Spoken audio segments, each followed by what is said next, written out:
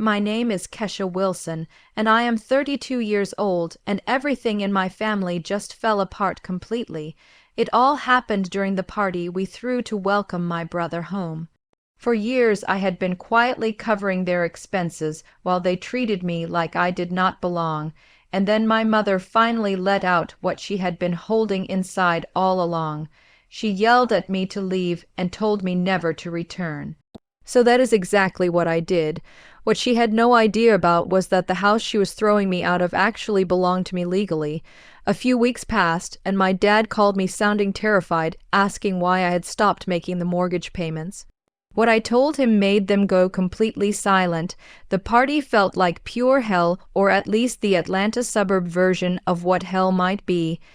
I had just gotten off a plane from San Francisco, where I had been attending a conference on AI ethics.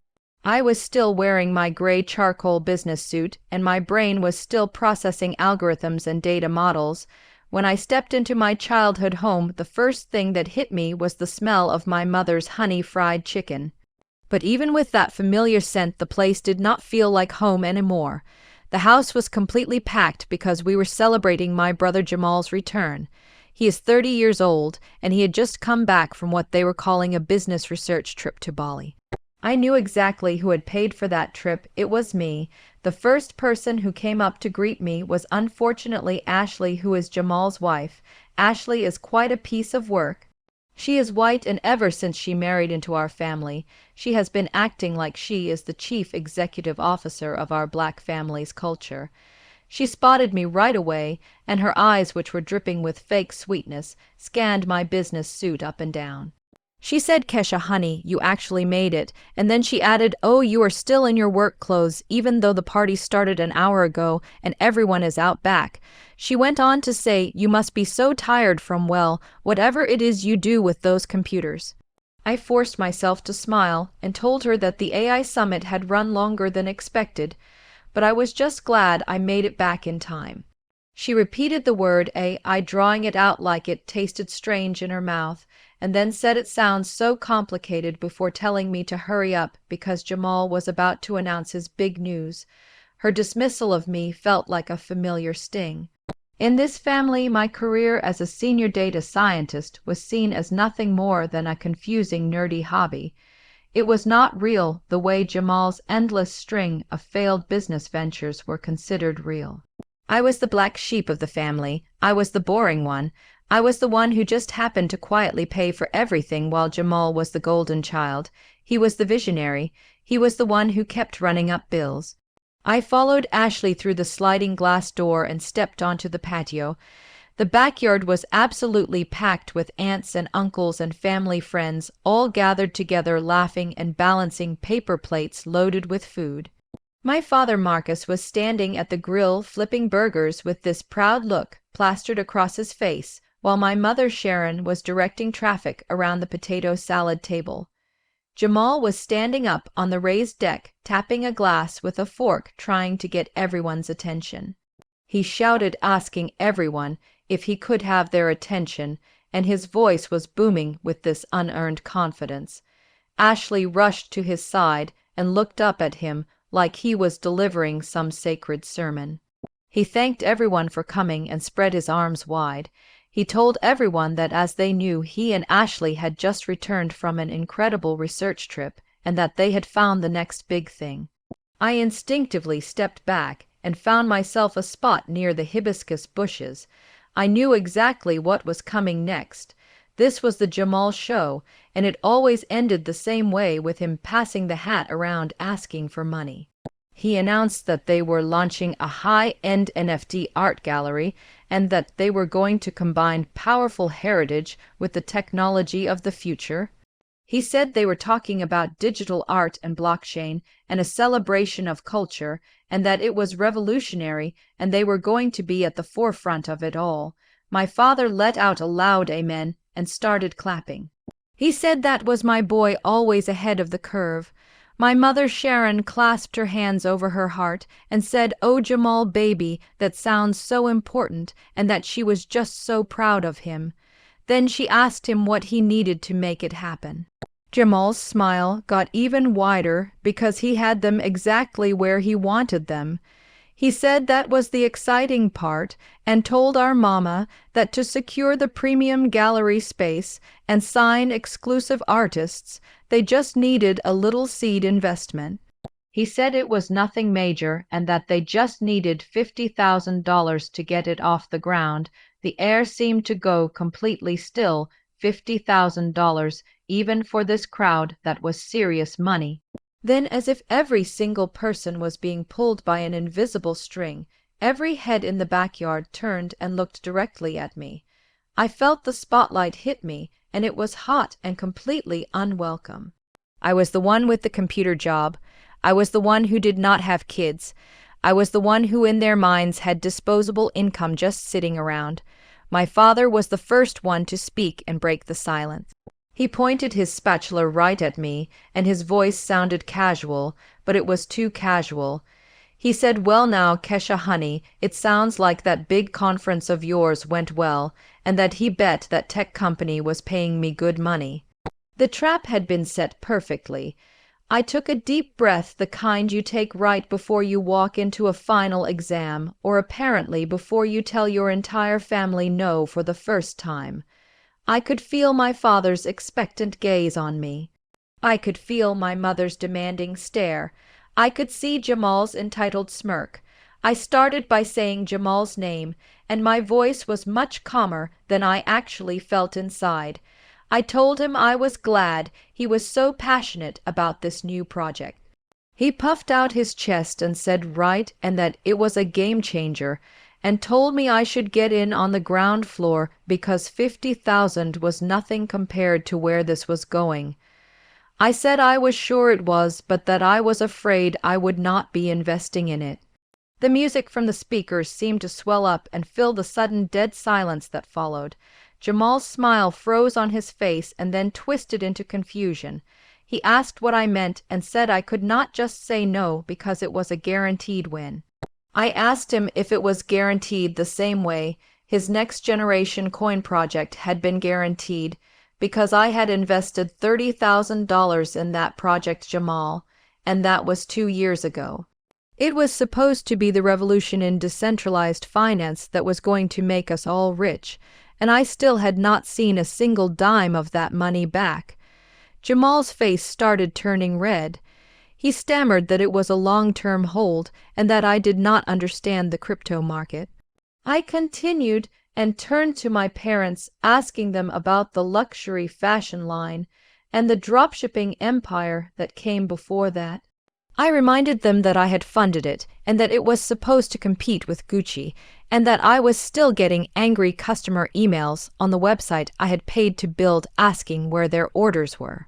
Jamal burst out and took a step toward me, saying that was a supply chain issue and that those were just startup costs and research and development expenses. He said I did not understand how business works and that you have to be willing to take risks to make it big. He was shouting now and drawing everyone's attention even closer to us.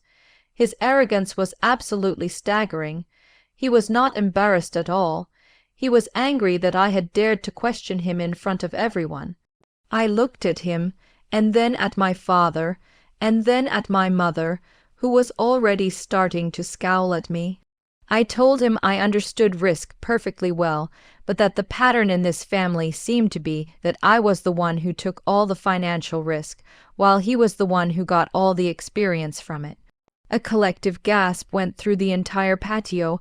Ashley looked at me like I had just physically slapped her across the face. My father looked shocked, but not at Jamal's failures.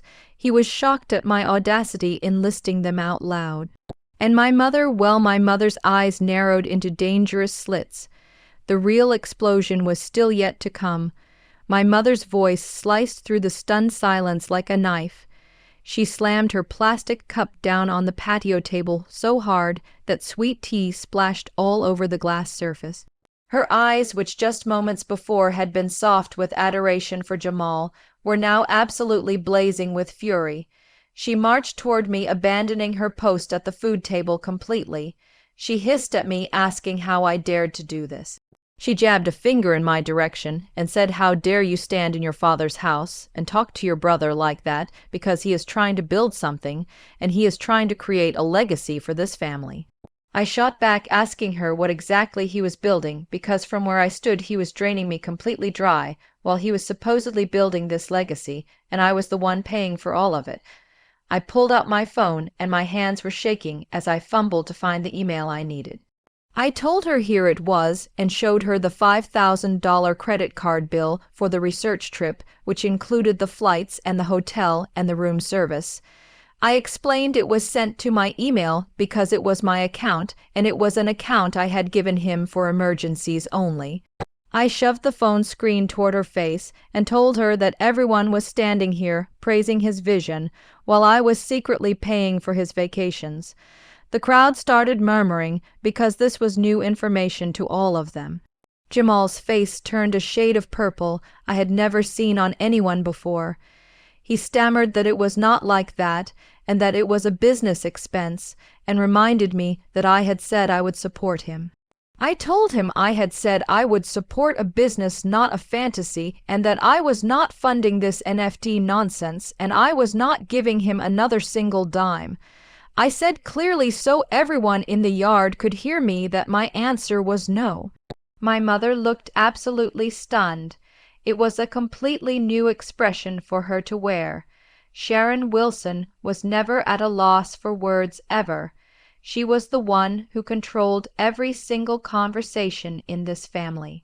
She was the one who dictated every family narrative, and here I was the quiet, nerdy, dependable daughter publicly defying her for the first time. She had fully expected me to fold and write the check and keep the peace like I always did. She had expected me to continue being their silent bank account. She opened her mouth and then closed it again.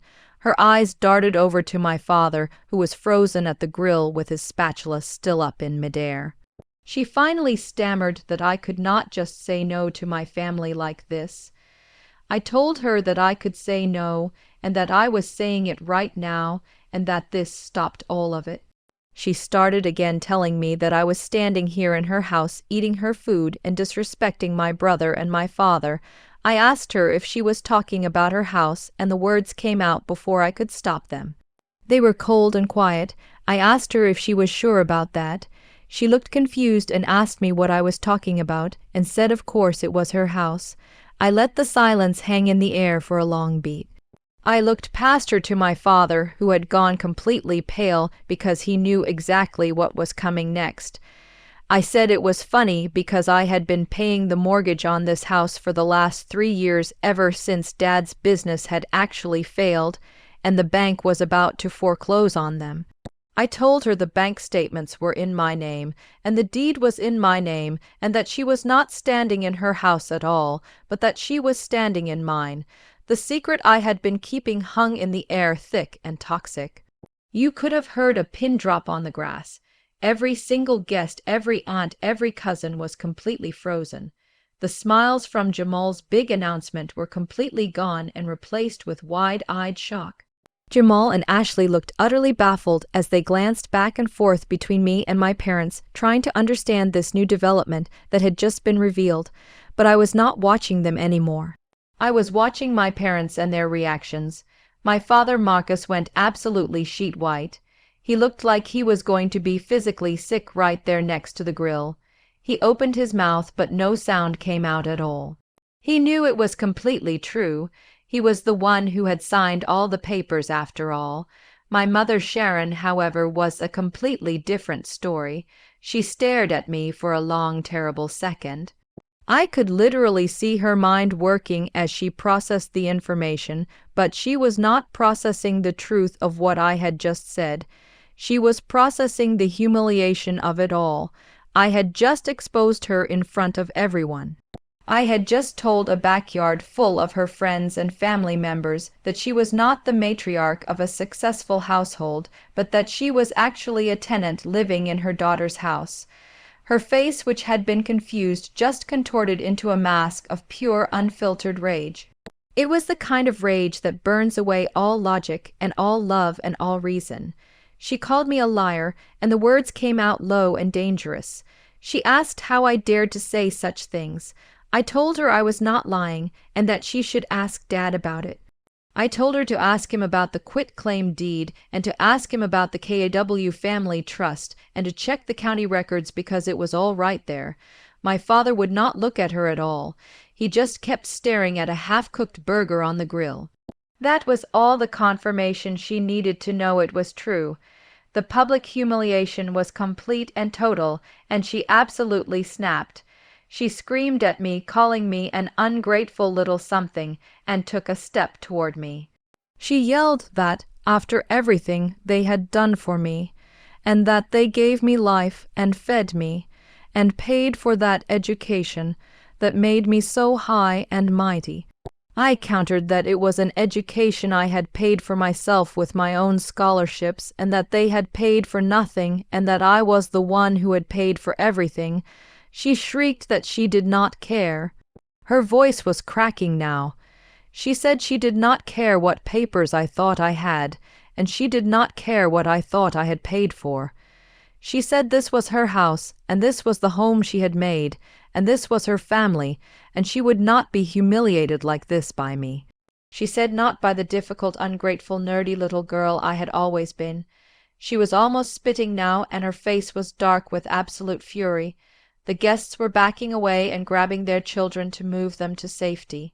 She told me that I waltzed in here with my cold, dead eyes and my business suit, looking down on all of them, and looking down on my brother, who had more heart and vision than I would ever know. She said I thought I was better than everyone just because I had money.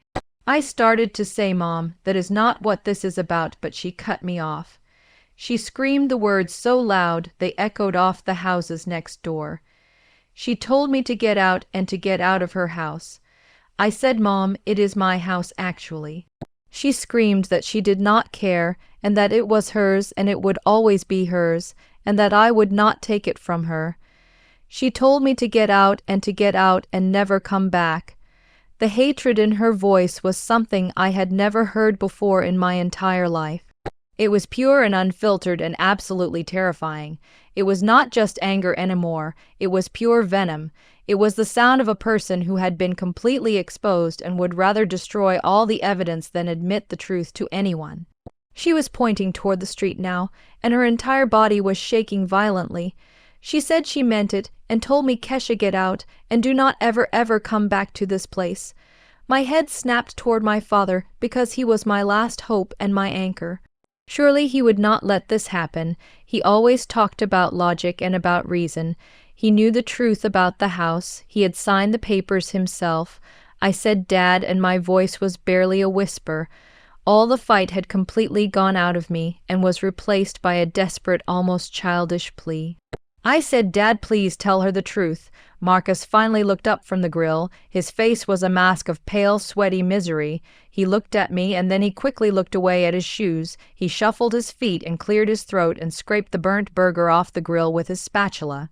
He mumbled, saying, Kesha, you just should not have made your mother so angry, because I know how she gets. And just like that, the final piece of my world completely broke apart. It was not my mother's screaming that shattered me into pieces. It was my father's whisper that did it. Her rage was like a wildfire that was hot and completely uncontrollable. His silence was a calculated choice. It was complicity. It was the final betrayal. He had made his decision right there in front of everyone. He would side with her, and with the lie, and with the golden child rather than with me, who was his daughter, and the one who had actually saved him from complete financial ruin. I was completely and utterly alone. I looked around the entire yard. The guests were all pretending to be absolutely fascinated by their paper plates. Jamal and Ashley were standing near my mother, now flanking her on both sides, and their expressions were smug. They had won. They had successfully painted me as the villain and as the ungrateful daughter and as the troublemaker who ruined everything. A strange, cold calm suddenly washed over me. The tears stopped flowing. My hands, which had been shaking uncontrollably, became perfectly still. I did not say another single word. There was absolutely nothing left to say to any of them. I looked at my father one last time at his cowardly profile as he refused to look at me. I looked at my mother, who was now breathing heavily, and her face was still flushed with what looked like victory. I turned around. I walked past all the guests with my back straight and my head held high. I walked through the living room and past all the family photos on the wall that suddenly felt like a complete lie. I opened the front door and stepped out into the humid Atlanta evening air. I got into my car. My hands were completely steady as I put the key in the ignition. As the engine turned over, I glanced back at the house one more time. My mother, Sharon, was standing in the doorway, now framed by the warm light from inside the house. Her arms were crossed over her chest. She was not yelling anymore. She was just watching me leave, and on her face was a look of pure, unadulterated triumph. She had banished the problem child. I put the car in reverse and backed out of the driveway. As I shifted into drive, the tears finally came. They were hot, silent tears of rage and a profound, bottomless grief. I drove away from the only home I had ever known in my entire life. I whispered to the empty car as the street lights blurred through my tears. I said, "Okay, Mom, you want me to get out and I am gone. You want me to never come back, and you got exactly what you wanted." I did not drive home that night. I did not even drive toward the tiny, cramped studio apartment that my family thought I lived in. That little lie was my first line of defense, and it was a financial firewall I had built years ago to protect myself from their constant demands for money. If they thought I was just barely scraping by, then they would ask for less, or at least that was the theory. Instead, I drove downtown into the heart of Atlanta. The city lights blurred past my windows, but I was not crying anymore. I was cold inside. I pulled my Tesla, which was a car they did not even know I owned, into the valet lane at the Four Seasons Hotel. I did not want to go to my apartment.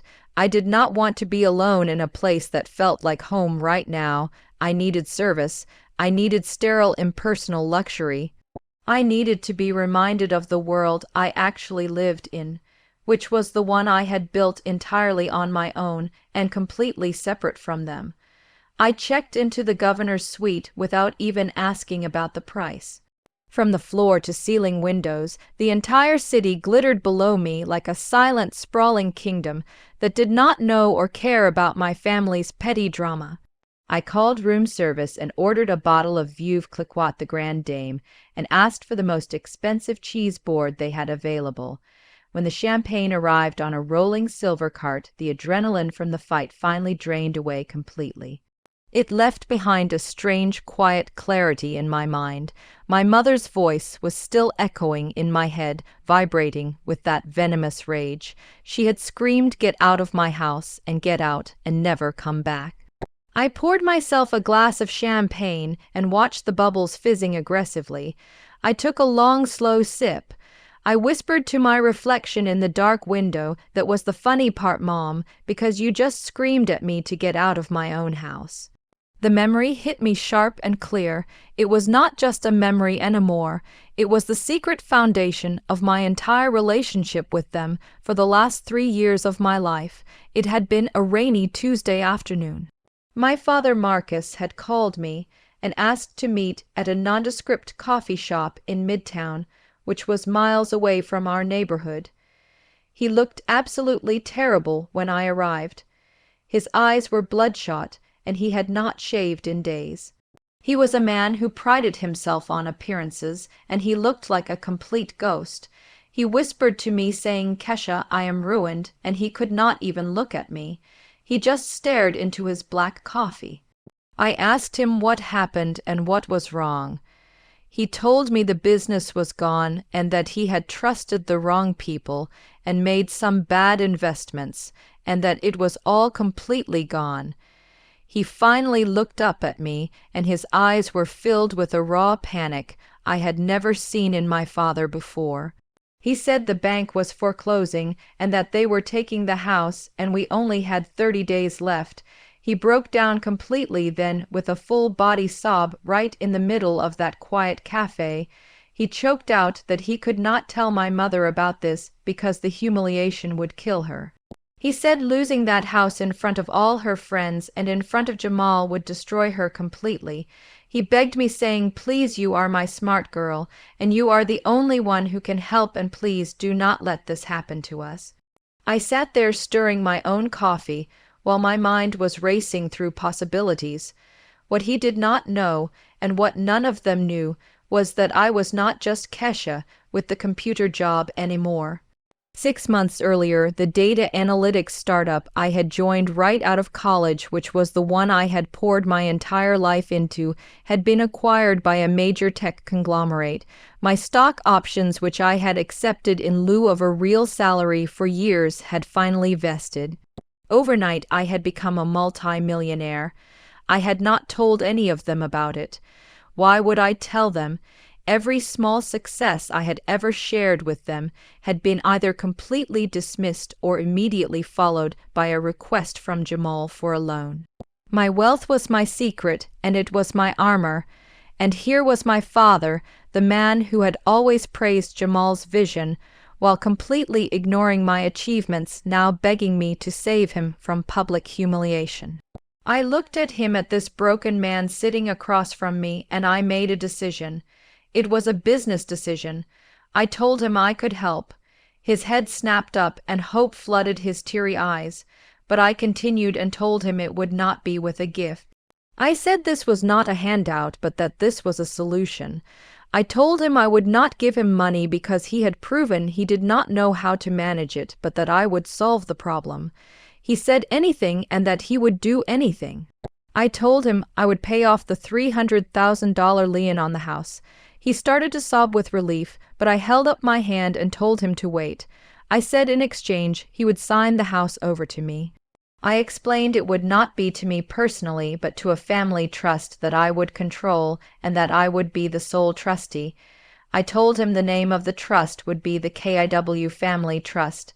He blinked at me, looking confused, and asked what that meant. I explained it meant that I would own the house and that he and Mom would no longer be the owners, but that they would be the residents. I said I would pay the mortgage off in full and I would cover the property taxes and the insurance moving forward. I told him that he and Mom could live there rent-free for the rest of their lives and that the house would stay in the family and that he would be saved from foreclosure and saved from the humiliation and that no one would ever need to know. He stared at me, and I could see the wheels turning in his head. He was losing his single greatest asset, but he was also erasing his single greatest failure. He nodded quickly, and the relief washed over him again. He said okay, and said okay, Kesha, and yes, whatever you say, and thank you so much. We met with my lawyers the very next day. David, who was my attorney, had the papers drawn up instantly. They were absolutely ironclad. My father signed over the deed to the KIW Trust without hesitation. I wired the $300,000 directly to the bank that same afternoon. My mother was never told the details of any of it. All she knew was that her husband's financial troubles had been handled by Kesha somehow and that the house was safe. The secret was kept locked away. I sat back on the plush sofa of the hotel suite with the champagne flute cold in my hand. The memory was crystal clear in my mind. It was not just a simple transfer of property. My lawyer David was a shark. He did not trust my father at all, and he certainly did not trust the vague promises of a family arrangement. David had told me in his sterile downtown office 3 years ago that this was not a gift and that this was a legal transfer of a major asset. My father had sat beside me, sweating lightly and desperate for the meeting to be over so he could get the bank off his back. David continued and slid a thick document across the table. He said he had drafted the trust agreement for the KIW Family Trust and that I would be the sole trustee and primary beneficiary. He explained that my father, Marcus Wilson, would sign the deed of transfer to the trust, and in exchange the trust would agree to satisfy the outstanding $300,000 mortgage lien. My father had asked with his voice shaky if he and Mom could stay there because she could not know they had lost the house. David said that was covered and flipped to a specific page. He said Article 12 residency, and he explained it in simple terms. He said Marcus and Sharon Wilson would be granted a lifetime residency in the property and that they would live rent-free. He explained the trust, which was me, would cover all property taxes and insurance and major repairs. To my father it sounded like an absolute miracle. He was saved, but David, bless his meticulous, cynical heart, had insisted on one more thing. He said there was one crucial condition to this residency right, and that it was a fail-safe. He told me he had seen family deals go sour before, and that he was protecting my investment and protecting me. He slid the paper closer and told my father to please read Article 12, Section B. My father had squinted, and his eyes darted over the legal text. I read it aloud for him. It said the right of residency for Marcus and Sharon Wilson is contingent upon the respectful and full enjoyment of the property by the primary beneficiary, Kesha Imani Wilson. It said this right of residency shall be immediately nullified and voided should the primary beneficiary be denied reasonable access or enjoyment, or be unjustly removed from the property by the residents. David looked at my father and asked him if he understood what that meant. He explained it meant if he or his wife ever for any reason tried to lock me out or tell me I was not welcome, or for example scream at me to get out and never come back, then this contract would be broken. He said the lifetime residency would be gone and that they would become tenants at will and that I would have the immediate and unquestionable right to evict them. My father had laughed nervously. He said that would never happen and said my goodness no, because Kesha was their daughter and she was welcome anytime. He said this was just legal stuff and that he understood. He signed the document without a second thought. My mother Sharon had never even seen the document. She was never in the meeting. My father in his shame had told her a convenient lie. He had said Kesha had co-signed on a new loan or helped with the finances somehow. She just knew that her computer job had somehow fixed the bill problem. She had absolutely no idea that for the past 3 years she had not been the queen of her castle. She had been a guest in my house. I took another sip of champagne in the hotel suite. My mother in her fit of rage had done the one thing David had predicted she might do. She had no idea that her own words, which were get out and never come back, were not just a cruel insult. They were a legal trigger. She had just handed me the keys to her entire life without even knowing it. I picked up my phone from the marble side table. My hand was perfectly steady. The rage was gone now, and it was replaced by a cold surgical precision. I found David's number in my contacts. I said, "David, it is Kesha Wilson," when his paralegal answered. I told her I needed to speak with him immediately, and that it was regarding the KIW Trust. I was put on hold for less than 10 seconds. David's sharp voice came on the line. He said Kesha and that this was unexpected and asked if everything was all right with the property because he had not heard from me in months. I told him everything was fine with the property, but that the problem was with the residents. He asked what had happened. I gave him the short version of everything. I told him about the party and the demand for $50,000 for Jamal's NFT project. I told him about my refusal and my mother's explosive reaction. I said she screamed it at me in front of at least 30 people. David and her exact words were get out of my house, and never come back. I paused and let the words hang in the air.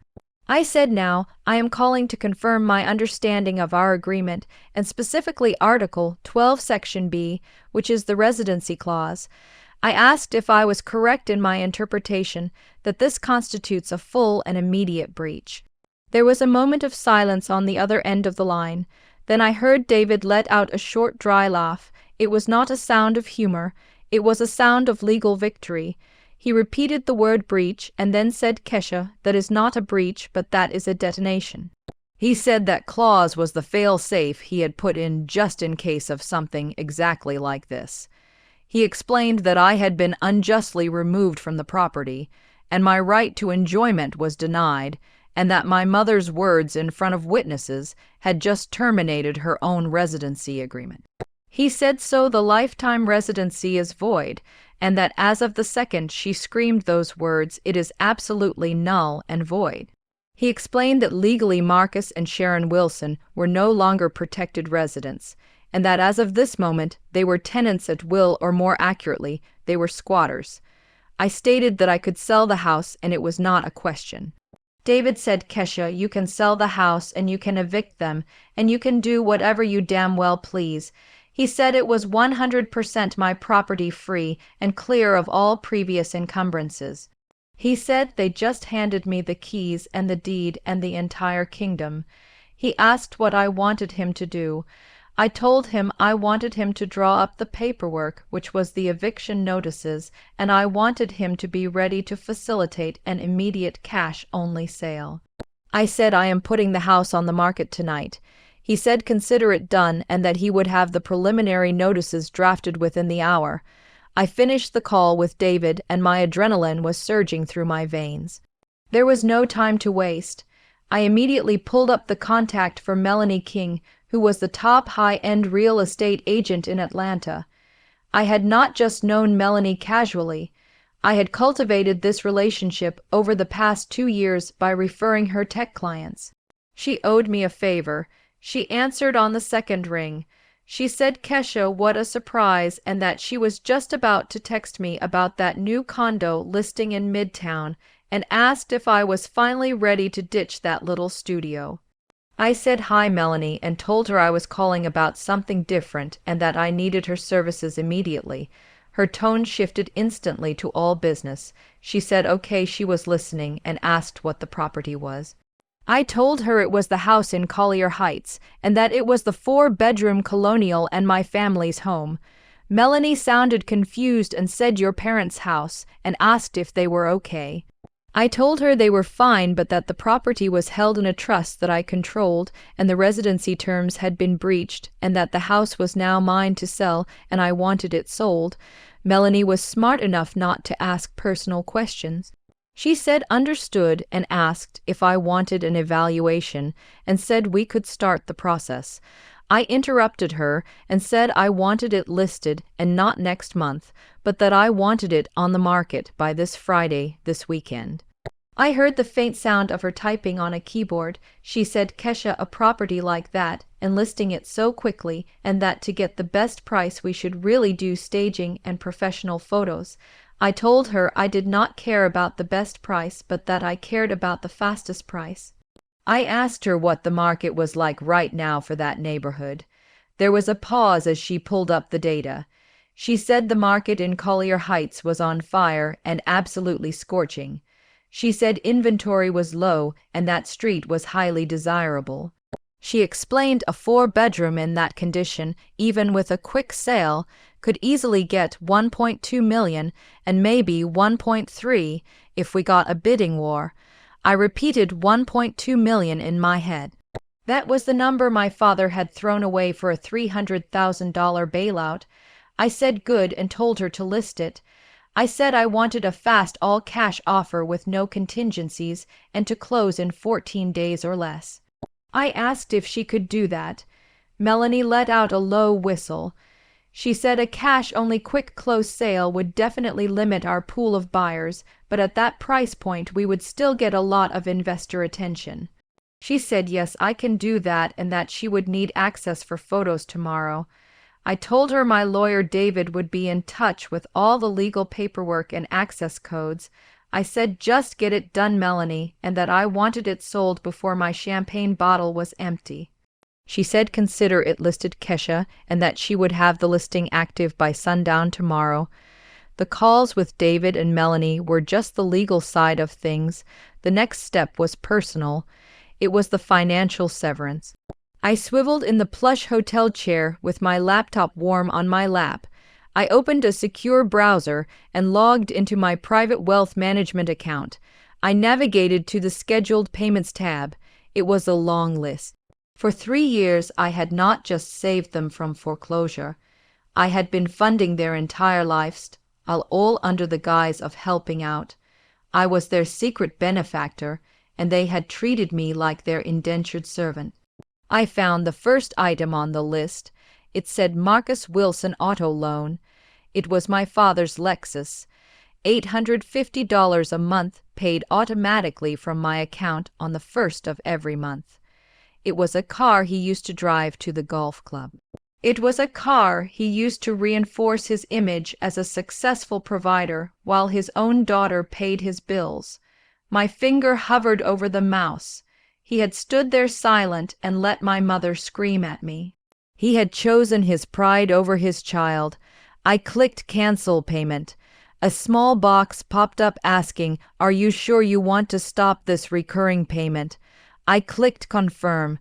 Next on the list was Sharon Wilson MX account. It was my mother's account, $2,000 a month. This was her discretionary fund, which I had set up so she could buy groceries without asking my father for money. But I had seen the statements. It was not groceries at all. It was Neiman Marcus, it was spa days, it was lunches with her friends at clubs I was never invited to. It was the price of her affection, and it turned out my credit limit, it was not high enough for her. I clicked cancel payment. I clicked confirm. Next was Jamal Wilson Business Consulting. This was the most insulting one on the entire list. $2,500 a month. It was his allowance. It was a direct transfer I had agreed to so he could get on his feet after his first business failed. 3 years later, he was still getting on his feet, and now he wanted $50,000 more for an NFT scam. This payment was not just funding his failures anymore, it was funding his arrogance. I clicked cancel payment and then clicked confirm. Finally, there was Ashley Wilson household expenses, $1,500 a month. This was for Jamal's white wife, who was the one who looked down on my computer job. This card was supposed to be for family needs and for my non-existent nephew or niece. Instead, the statements showed charges for Bali research and designer handbags and expensive dinners. She had stood by Jamal smirking as I was verbally assaulted by my own mother. I clicked cancel payment. I clicked confirm. I scrolled down the list further. There was car insurance and their cell phone family plan and their high-speed internet. I stopped every single one of them. The digital beep of each confirmation was the sound of a chain breaking. In the span of 5 minutes, I had cut off nearly $7,000 in monthly support. They just did not know it yet. I was staring at the confirmation screen for the last payment, which was a notification from Ashley's canceled card, when my personal phone rang. It was not one of them calling. The caller ID just said Aunt Imani, who was my father's sister. She was the only person in my entire family who ever asked about my work and actually listened to the answer. She was the only one who had sent me a check for my college graduation, even though my own parents had forgotten about it.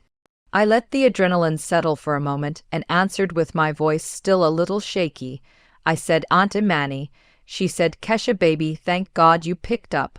Her voice was rich and warm, but it was laced with a worry that immediately put me on edge. She said she had just gotten off the phone with my daddy and that he was over there talking about family emergencies and misunderstandings. She asked baby what happened and did Sharon really put you out? The validation in her voice and the fact that she believed me instantly almost made me cry again. I told her she did, Auntie, and that it was in front of everyone. I said she screamed it and told me to get out and never come back.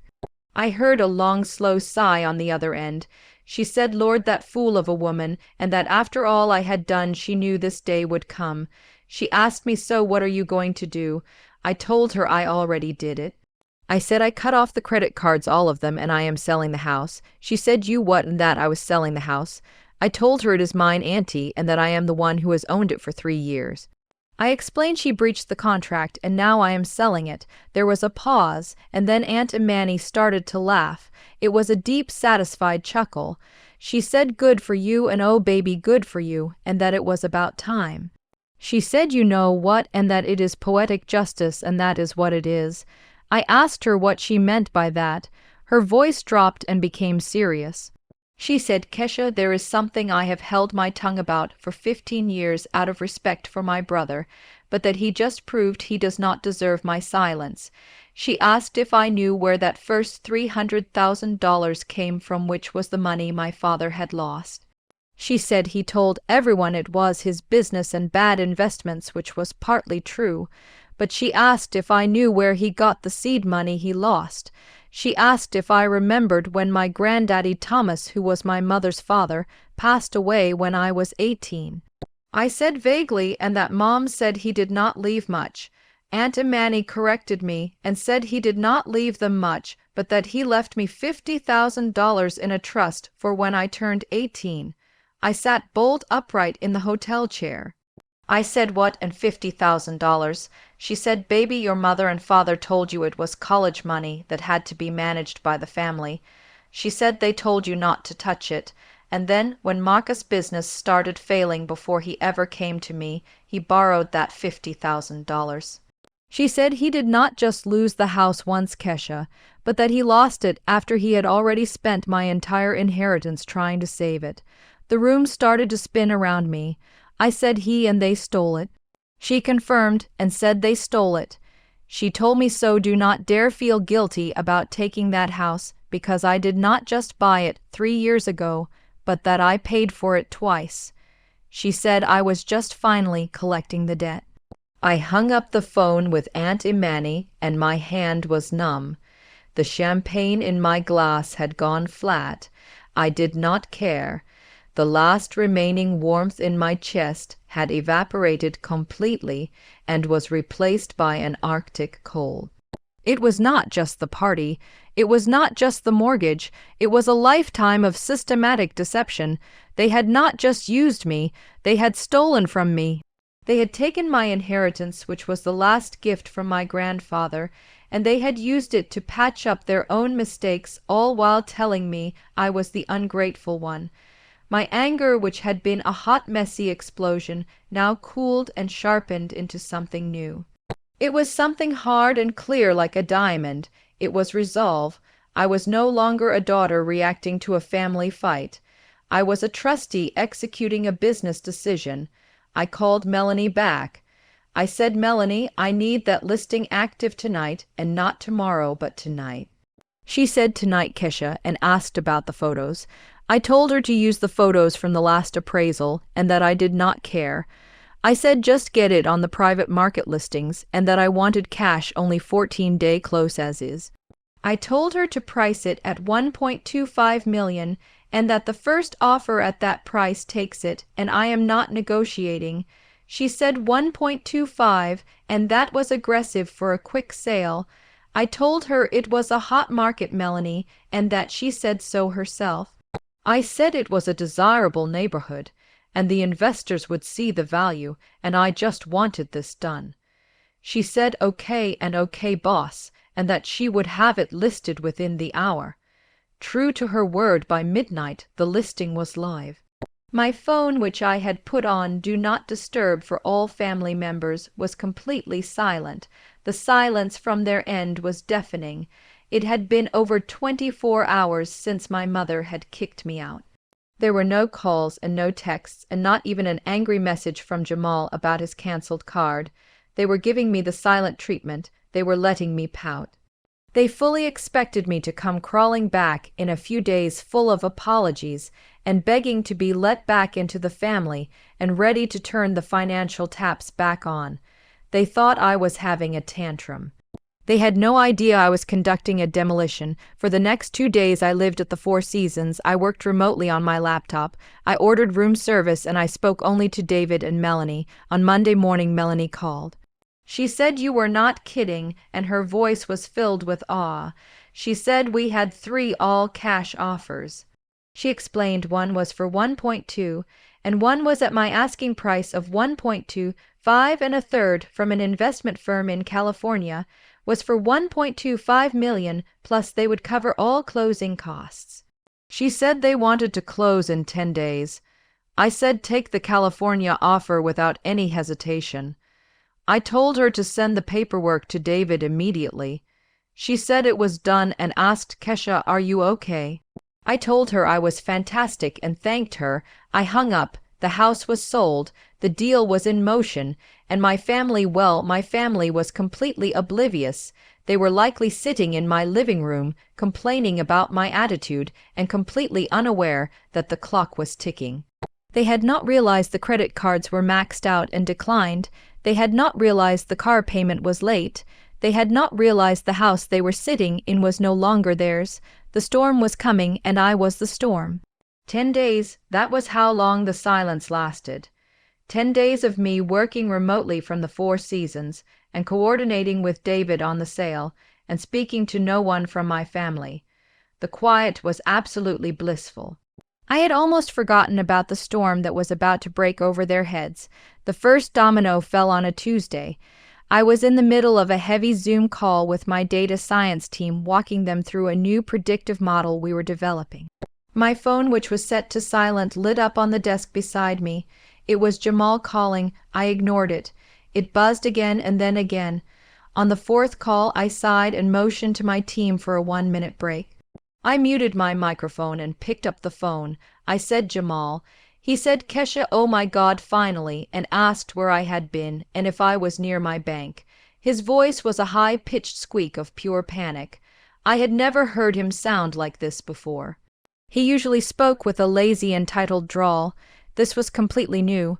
I told him I was in a meeting and asked what was wrong. He said it was the card and the business card I had given him, and that it was not working. His words were tumbling over each other.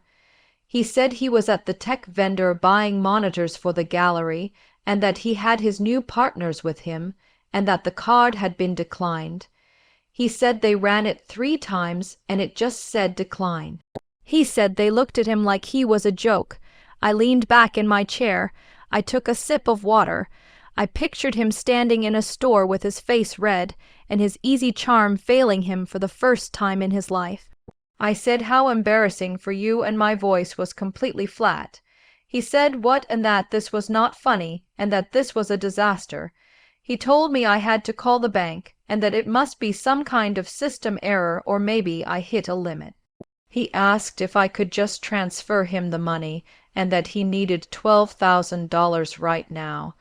He said just wire it, and that he would pay me back when the NFT started selling.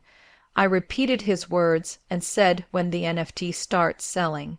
The delusion was almost impressive. I said, Jamal, there is no system error. He asked what I meant and said of course there was. He said the card worked fine last week when he took the partners to dinner. I said yes, I was sure it did.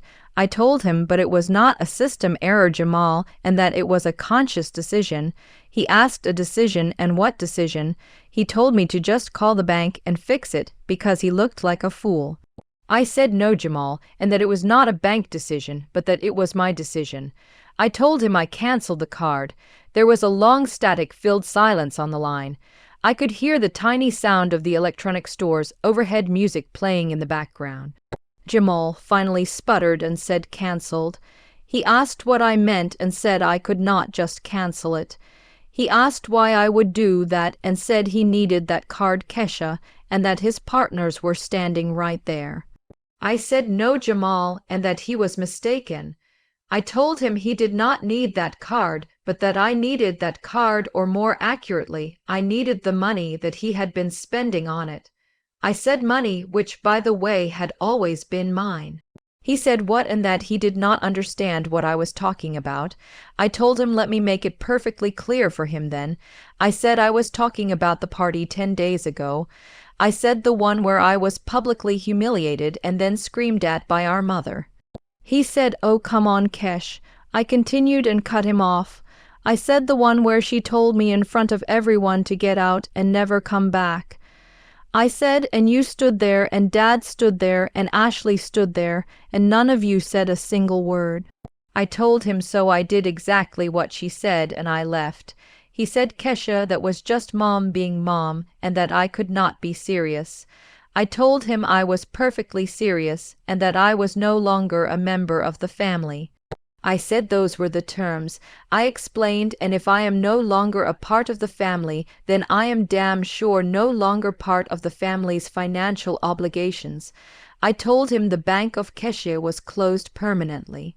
He yelled and said, do not be so childish. His voice was cracking with panic. He said that was just a fight and that I knew she was just angry and she did not mean it. He asked if I was really going to ruin his deal over a stupid argument. I told him this was not a stupid argument, Jamal, but that this was a lifetime of behavior finally reaching its conclusion. I said he needed $50,000 and to ask Mom or ask Dad. I told him, or better yet, as a 30-year-old visionary, it was time he learned how to get it himself. He said, "Kesha, wait," and told me not to dare hang up on him. I hung up. I unmuted my Zoom call and smiled at my team. I said sorry about that, and now about that algorithm. I had just finished my Zoom meeting, which was a successful call that secured a new contract when my phone rang again. Of course it was my mother calling. The caller ID that said Sharon seemed to glare at me from the screen. I let it ring twice and took a sip of my now cold champagne. Then I answered. I said, "Hello, Mom." She screamed Kesha Imani Wilson and asked what in God's name did I think I was playing at. The shriek was so loud I had to pull the phone away from my ear. There was no greeting at all. It was just pure unfiltered rage. I said I did not know what she meant, and my voice was dangerously quiet. She told me not to play dumb with her. She said my brother was in his car crying and actually crying Kesha. She said he was humiliated. She said and that Ashley just called her from the checkout line at Whole Foods and her card was declined in front of everyone. She asked if I was trying to destroy this family and if I was trying to humiliate them. I looked around the beautiful silent hotel suite. The contrast between her chaos and my calm was almost funny to me. I repeated her word humiliate and said, "No, Mom, I am not trying to do anything." I told her I was just gone like she told me to be. She asked what I was talking about. I said I was talking about the credit cards and told her to turn them back on right now. I said Ashley was stranded at the grocery store. I told her that sounded like a problem for Ashley or for her husband Jamal, and that I was sure he could use some of his vision to figure it out. She screamed and told me to stop this and to stop this right now. She said I was a part of this family and I would not do this to them. I said, "Mom," and my voice was so cold it surprised even me. I told her she was very clear 10 days ago when she stood in front of 30 people and told me to get out and told me to never come back. I said, so I left and I took my money with me.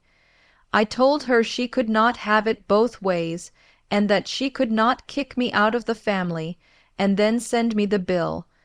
I said I was doing exactly what she told me to do and that I was gone.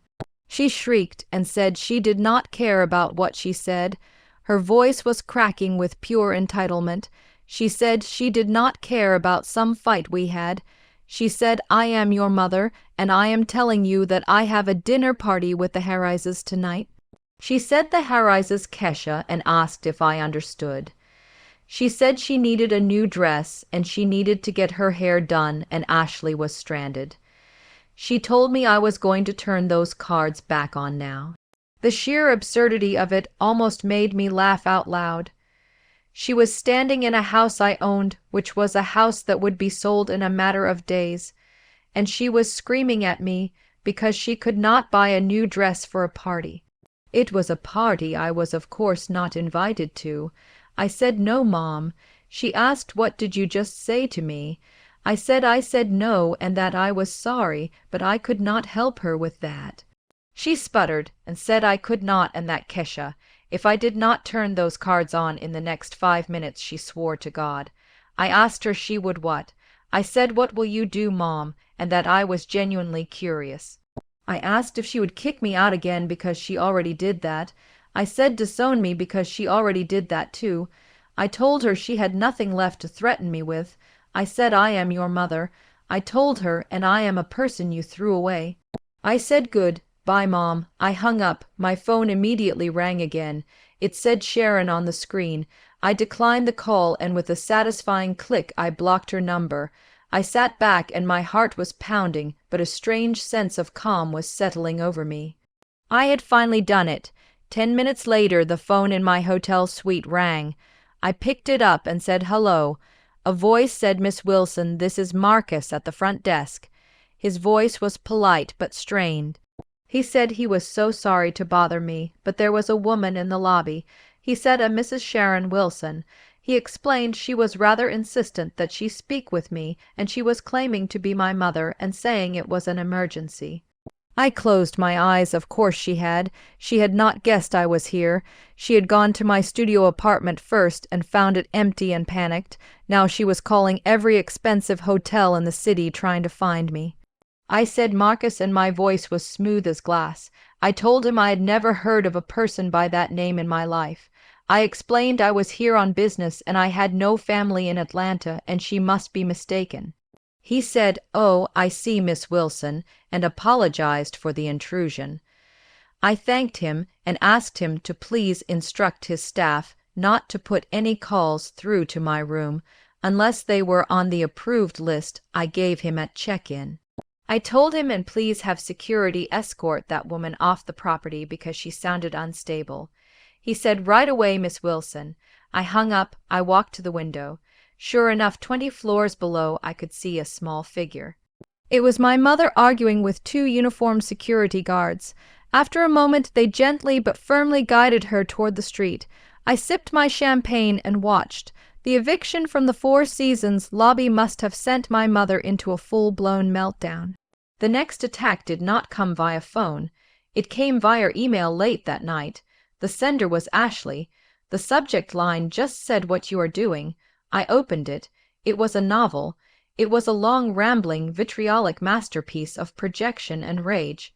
It began with, "I do not know who you think you are." It said you think because you have a little money you can just destroy everyone. It said you are a selfish, jealous little brat, Kesha. It said you have always been jealous of Jamal and you cannot stand to see him happy and building something, so you have to tear him down. It called me a disgrace. It went on like this for paragraphs, but then it took a turn that made my blood run cold.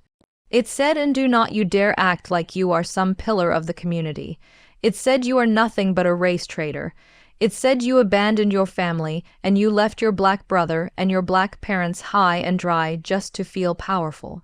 It said I have done more for this family in 3 years than you have in 32. It said you are just a cowardly rat hiding in your expensive hotel room, too scared to face what you have done. A white woman who had married into our family and appropriated our culture like a costume was now calling me a race traitor because I had stopped letting her spend my money. The audacity was absolutely breathtaking. I read the email twice. My hand did not even shake. I simply clicked forward. I typed in David's email address. For the subject, I wrote "for your files." In the body of the email, I wrote one sentence. It said, "David, please add this to the harassment file, and that it might be useful when they try to claim emotional distress." I hit send, then I deleted her email and blocked her email address. I was about to turn off my laptop when my personal phone rang. It was Aunt Imani. I smiled and picked it up. I said, "War update, Auntie."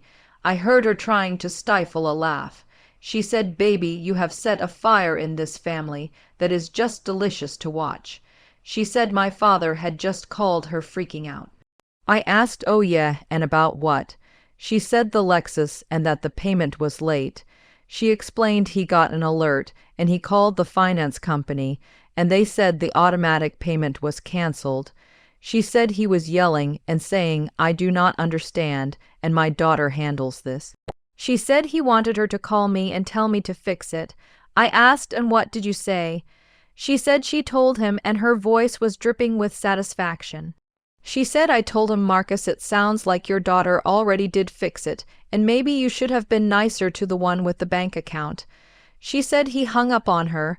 She said they are finally realizing what I had been doing for them, and they are not handling it well. The final and most important call came 4 days later. It was Friday morning, exactly 14 days after the party. The first of the month had passed. The mortgage payment, which I had personally set up to auto-draft from my trust account, was now officially late. The bank's grace period was ending. I was reviewing the sales contract for the house when my phone rang. It said Dad on the screen. This was it. I let it ring 3 times and took a deep breath. Then I answered and put it on speaker. I said, "Hi, Dad." His voice was strained. He was trying to sound casual, like he was just calling to chat, but the tension underneath was so thick I could almost touch it. There was no hello and no how are you. He said, "Hey, Pumpkin, and listen, I am glad I caught you." He said something strange was going on and that he just got a call from Central Bank, and it was a very confusing call. I said, "Oh," and kept my voice neutral. He said yes, and that they were saying the mortgage payment for this month had not been paid. He said they told him the automatic payment was canceled. He said he told them that was impossible because I handled all of that and it must be some kind of error, right? He laughed, and it was a short, nervous balk of a laugh. He said he had been trying to call me all week, but my phone had just been going straight to voicemail. I told him I had been busy. He said, "Yes, well, I am sure you have been." He said, "Look, can you check your bank account?" Because he thought when I canceled those other cards for Jamal and my mother, when I was angry, I probably canceled the mortgage payment by accident. He said it was an easy mistake to make. He said if I could just call them and straighten it out, he would appreciate it. He said they were starting to use words like default. He was giving me an out. He was offering me a way to save face and to pretend this was all a terrible, angry accident. He wanted me to just put everything back the way it was.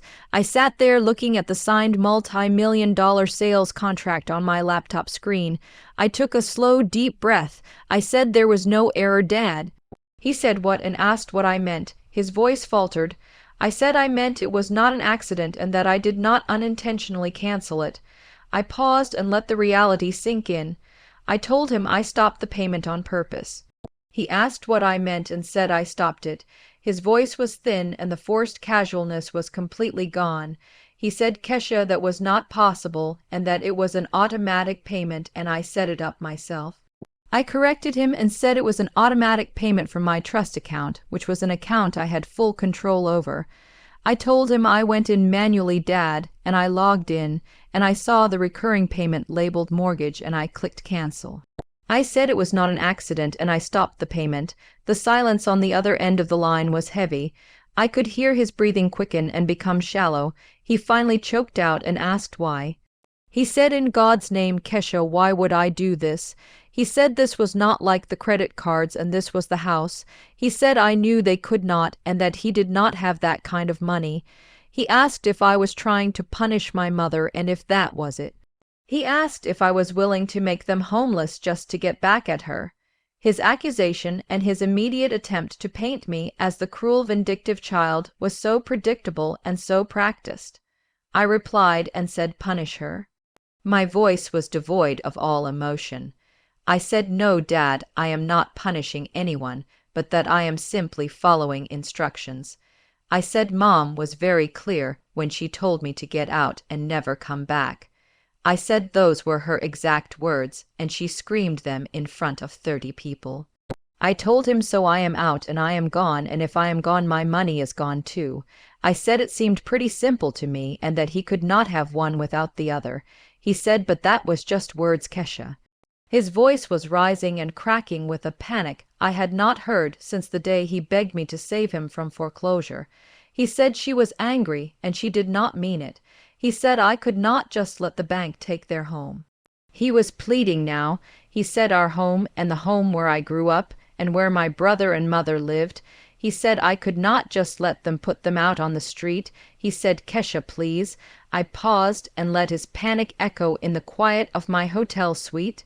I said he was right, Dad, and I said it softly. He said what, and he sounded relieved. He was grabbing on to that tiny scrap of hope. He said okay and okay good, and so I would call them and I would fix this and I would reinstate the payment. I said no. I said I meant he was right and that I could not let the bank take the house, and I would not let that happen. He asked then what and what was I saying. I told him he was just a little confused about the situation, Dad. I said he saw the bank was not going to take the house at all. I said, "Oh, Dad, do not worry," and my voice was suddenly light and almost cheerful. I told him I promised the bank was not going to take the house. He seized on that immediately. He said they were not, and oh, thank God, Kesha baby. He said he knew I would not do this. He asked so I would pay it and make the payment right now. The relief in his voice was pathetic. I said, "No, Dad, I am not going to make the payment, but the bank still will not take the house." I could hear his confused, heavy breathing on the other end. He said what and asked what I was talking about Kesha, because that made no sense. He said if we did not pay the mortgage, the bank would foreclose, and that was how it worked. I said that was how it worked when the bank held the mortgage. I told him, but the bank did not hold that mortgage anymore, Dad, and asked if he remembered. I said I paid it off 3 years ago, remember? He said yes, but they were calling him about a default. I said no, I was calling him about a default, or rather I would be. I told him, but that was getting ahead of ourselves, and let us start simple. I paused and let the silence stretch. I pictured him pacing the kitchen with his hand gripping the phone tightly. I said, "Dad," and my voice dropped into that cold, clear tone. I told him he could not lose something that he did not own. The silence that followed was absolute. It was so complete, I thought he might have hung up. I could hear the faint, distant sound of a car horn from my hotel window, but from his end there was nothing. There was not even breathing. He finally whispered and asked what did I say. I asked and said I asked if he actually read the documents he signed 3 years ago, or was he just so desperate to hide his failure from Mom that he would have signed anything I put in front of him. He stammered and said it was a loan and that I was helping them and it was a family loan. I said, "No, Dad, it was not a loan." I told him it was a transfer. I said he was bankrupt and he had 0 collateral and no one, not even me, would loan him $300,000. I told him I did not loan him the money, but that I bought the asset. He said no and no, Kesha. I said yes, Dad. I told him he signed a quitclaim deed and he transferred the full and legal title of the property at 452 Collier Drive to a private trust. I said a trust I established and a trust I controlled. I asked if he remembered the name Dad, or was he not paying attention. He was silent. I said it was called the KIW Family Trust. I said Kesha Imani Wilson. I told him legally, Dad, that was my house. He stammered and said my trust. I could hear the blood draining from his face through the phone. He asked what I was talking about and said I told him it was just a legal formality. I told him it was a legal transfer, Dad, and he signed it. I said he signed the deed over to the KIW Family Trust, of which I was the sole trustee. I explained, and in that trust agreement there was a clause, and asked if he remembered it. I said Article 12, the residency clause. He said he did not. I told him let me refresh his memory. I said and pulled up the document on my laptop. I read it to him, and my voice was clear and slow. I said Article 12, Section B, and that the right of residency for Marcus and Sharon Wilson was contingent upon the respectful and full enjoyment of the property by the primary beneficiary, Kesha Imani Wilson. I read that this right of residency shall be immediately nullified and voided should the primary beneficiary be denied reasonable access or enjoyment, or be unjustly removed from the property by the residents. I let the legal jargon hang in the air for a second. I asked if he understood what that meant, Dad. I said when Mom stood in that backyard in front of 30 witnesses and screamed at me to get out and never come back, she did not just hurt my feelings, but she violated a legally binding contract. He said no, Kesha, and that she was angry. I cut him off and said, "And you?" I said you stood right there and you said nothing and you let her do it. I told him his silence was complicity. I said you both violated the terms of the trust, and as of that moment your lifetime residency was terminated. I said it was gone. He said no and no, I could not. He pleaded and his voice was cracking. He said that was their home, Kesha, and I could not just evict them, and that they were my parents. I told him I was not just evicting them, Dad. I said he was confused, and that eviction was for tenants. I said they were trespassers on my property. He said, "Please, Kesha," and that we could fix this. He said he would talk to my mother, and we would apologize. I said it was too late for that. I told him he seemed to think he was just late on a payment, but that he did not get it. I said the contract was broken and they were not just trespassing. I paused and savored the final beautiful, terrible moment. I told him I already sold it. I heard a sharp, strangled gasp on the other end of the line. It sounded like he could not get any air into his lungs. He whispered and asked what did I do. I said I sold the house, Dad, and my voice was as calm as the grave. I told him Melanie listed it on Monday, and we had 3 all-cash offers by Tuesday. I said I accepted one from a California investment firm for $1.25 million. I explained they had already wired the earnest money, and they wanted to close in 10 days. I said actually as of this morning we moved it up and they closed in 1 week. I let that sink in. He said this was not a joke, and it was not a question, but a dawning, horrified realization. I said, no, Dad, this was not a joke. I told him this was a real estate transaction, and it was final. I said which meant that he and Mom and Jamal and his charming wife Ashley had exactly 7 days to get all of their belongings out of my property. I heard a loud clatter and then a heavy thud. He had dropped the phone. I waited. I could hear him fumbling, and his breath was coming in ragged gasps. He said Kesha, and his voice came back, but it was different. It was the voice of the broken man in the coffee shop 3 years ago. It was the voice of a beggar. He said, Kesha, baby, please, and please do not do this. He said my mother and that she would not survive this. He said this would destroy her and this would destroy them. The plea and the word baby felt so hollow to me. Where was this concern when he let her scream at me? Where was this concern when he stole my inheritance? I told him she should have thought of that before she breached a legal contract. My voice was like ice. I said she should have thought of that before she treated me like dirt.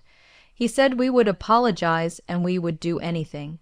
He said just stop the sale and call them back and tell them it was a mistake. I said no, and that this was not a mistake. I told him this was a consequence, and this was what happened when you bite the hand that feeds you, Dad. I said, and you did not just bite it, but you tried to chew it off. He said, please, Kesha.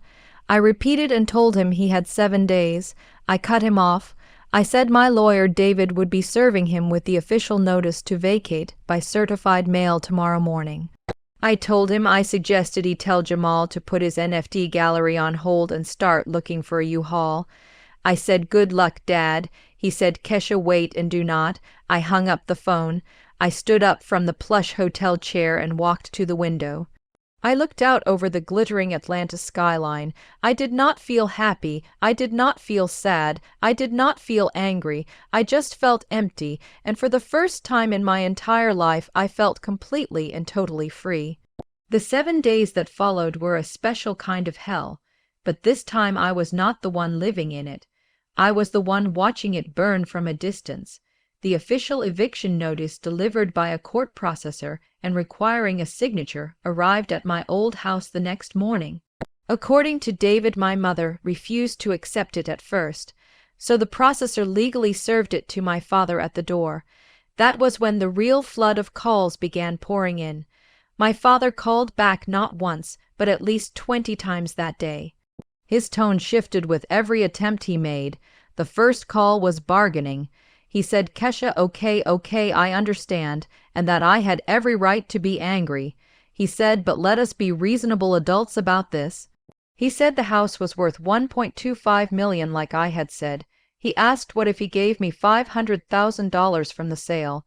He said just $500,000, and we could use that to find a new place and get back on our feet. He said I would still walk away with a huge profit, and it was a win-win situation. I just said no, Dad, and that the sale was final and I was not giving them anything. The second call came an hour later, and it was pure unfiltered rage. He shouted and said he would sue me. His voice was shaking. He said he would tell the judge I tricked him and that I took advantage of his financial distress. He said he would have that trust agreement thrown out. He yelled that I had committed fraud, Kesha, and it was fraud. I did not even raise my voice. I told him he was welcome to try Dad, but I would advise his lawyer to request all the discovery from David first. I said specifically the high-definition video recording of the entire signing meeting. He paused. He asked what video and what was I talking about. I told him the one where David, my lawyer, asked him point blank, Marcus, do you understand that you are signing over the full and legal title of your home to the KAW Trust? I asked, and what did he say? I said, oh yes. He smiled and looked right at the camera and said, I understand perfectly, and I am so grateful to my daughter for saving my family from ruin. I asked if he really wanted a judge to see that. He hung up immediately. The third call came near midnight, and it was the one I expected. It was the begging. He said, Kesha, pumpkin, please. His voice was wrecked and broken. He said he could not do this, and my mother was not okay. He said she had not come out of the bedroom, and she had not eaten in 2 days. He said she was just lying in the dark crying. He said I was doing this to her, and I was killing my mother. He said whatever they did, whatever they deserved, did she deserve this. I told him she deserved a daughter who loved her, and she threw her away. I said he had 6 days left, Dad, and I suggested he stopped calling me and started packing. Of course, Jamal and Ashley had their own meltdowns to go through. After my father's failed attempts, my phone lit up with a barrage of texts from Ashley. They were unfiltered rage pouring through. She wrote, you think you are so smart, do not you, and called me a jealous, selfish little something. She said we know what you are doing, and that I was just mad because Jamal had real vision, and I was just a number cruncher. Then the texts took the same bizarre, desperate turn as her email had. She wrote you are a disgrace to your own family, and that a real black woman would never do this. She said I would stand by my people. She called me a race traitor, Kesha, and said I was choosing my white man's money over my own family. She said I was pathetic. I read the messages one after another and felt nothing but a dull, tired disgust.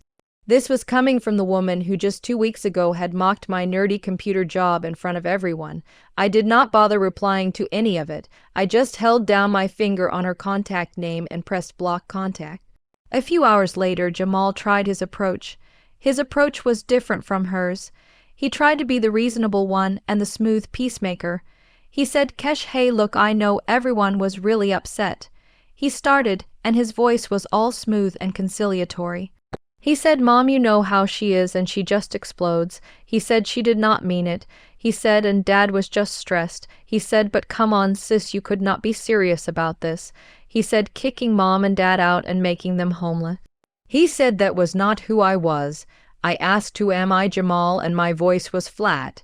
He said I was their sister and that I was the one who always, helped out. He said I was the responsible one. He said do not let one bad night ruin everything. He said we were family, Kesha and I could not just throw them away. I said, Jamal, I was the one who helped out, and in return you all stood by and watched Mom crucify me for saying no for the first time in my life. I told him he had 5 days, and I suggested he stopped calling me and started helping them pack. I hung up, and my phone immediately rang again. This time I smiled. It was Aunt Imani calling. She said, how is my favorite newly liberated millionaire doing? She cackled. I told her I was surviving, Auntie. She said surviving, and that baby I was thriving. She said she just got off the phone with my father again, and that he had moved on from begging to just making small animal noises. She said it was hilarious. She said she was sitting on her porch with a mimosa toasting to my name. She told me good for you, Kesha, and that it was about damn time someone put Sharon in her place. The final confrontation did not happen at the hotel. It happened at my office. It was Friday, which was day 6. They had 1 day left before the new owners took possession of the property. I was in my actual office now, which was a sleek glass-walled space overlooking downtown Atlanta. The Four Seasons had been my command center, but this was my fortress. I was in a meeting with my lead developer when my assistant buzzed my intercom. She said Kesha, and her voice was hesitant. She said she was not sure how to handle this. She told me there were some people in the lobby and a Mr. and Mrs. Wilson and two others. She said they said it was an emergency and a family emergency. She said they were causing a bit of a scene. My mother, of course, would bring her drama right to my doorstep. I sighed. I told her it was fine, Maria, and not to call security. I said just show them to conference room 3 and bring them water and nothing else. I told her to tell them I would be there in 5 minutes. My developer looked at me. He asked if I was sure I was okay. I told him I was just handling the last bit of family business. I grabbed my phone and walked out of my office and headed down the hall. I pushed open the heavy glass door to the conference room. And there they were. The 4 of them were huddled around the massive polished granite table, looking small and out of place. They looked pathetic. My father Marcus looked like he had aged 20 years in the last 2 weeks. His skin was gray and his shoulders were slumped. He looked defeated. My mother Sharon was almost unrecognizable.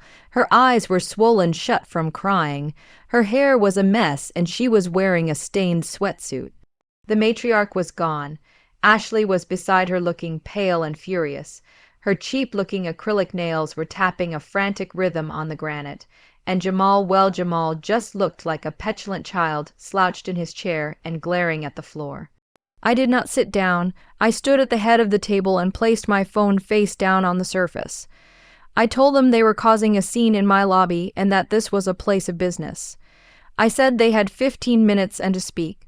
My mother Sharon finally whispered and said I could not do this. Her voice was raw and hoarse. It was a shadow of the powerful shriek she had used to banish me. She said, "Kesha, please," and that was their home. She said I could not just sell it, and it was where I grew up. I looked at her, at this woman who looked so broken, and I felt absolutely nothing. No pity and no remorse. I said, "No, Mom," and my voice was calm and measured. It was the voice I used in boardrooms. I told her it was not her home, and it had not been her home for 3 years. I said it was my home and a piece of property held in my trust. I told her, and she screamed at me to get out of it, and I was just respecting her wishes. Jamal suddenly exploded and slammed his palms flat on the granite conference table.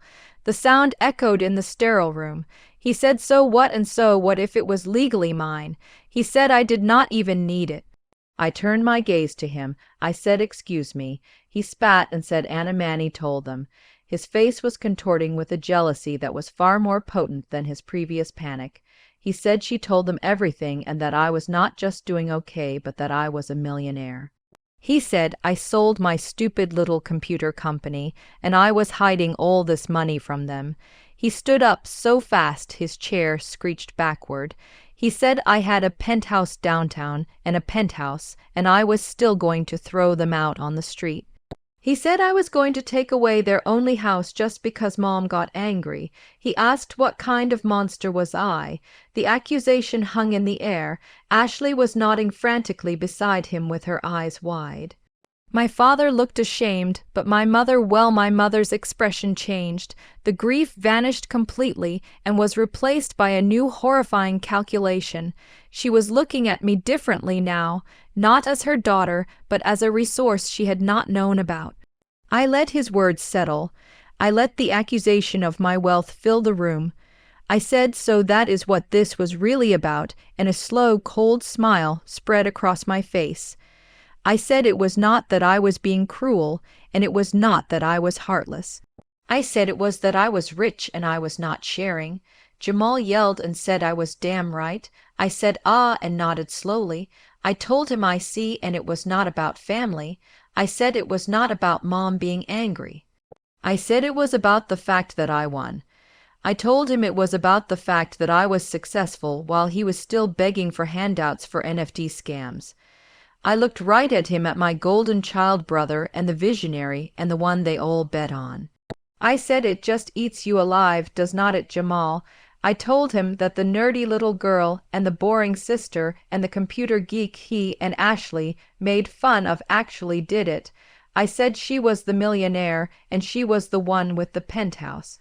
I said, and you are the one begging her for scraps. I asked that is what this was about is nodded, and that he was just mad that I was more successful than he would ever be. Jamal looked like I had physically struck him across the face. He recoiled and his face went pale. His mouth was opening and closing without a sound. Ashley, for her part, just looked furious. Jamal stammered and said you. My father finally roared and told us to stop it, both of us. He stood up and his own chair scraped loudly against the floor. He looked at me and his eyes were red-rimmed and desperate. He shouted all right, I was right, and asked if that was what I wanted to hear. He said we made a mistake, and a terrible, stupid mistake. He said my mother lost her head and he was a coward. He said we failed you and okay, we failed you. He took a ragged breath and leaned on the table with both hands. He said, but this was blood Kesha, and this was my mother, and this was my father. He said I was right, and I was rich, and I was a millionaire. He said I won, and congratulations. He asked, so was I really going to do this, and was I really going to put my own parents out on the street? He asked if I was going to make my mother sleep in a shelter just to prove a point. His raw desperation and the admission of failure was something new. It hung in the air thick with the smell of their defeat. My mother looked up and her eyes were wide. She was sensing a possible opening and a chance for mercy. I let the silence sit for a long moment. I watched my father, the man who had been a silent accomplice, now reduced to begging. I said no, and my voice was quiet. I told them I was not going to let them sleep on the street. My mother let out a small, sharp sob of relief. Her hand went to her chest, and she looked at my father. A tiny flicker of hope was returning to her eyes. She whispered, "Oh, Kesha," and said, "Baby, I knew you, and I knew you would not." I interrupted and said I would not because I am not you.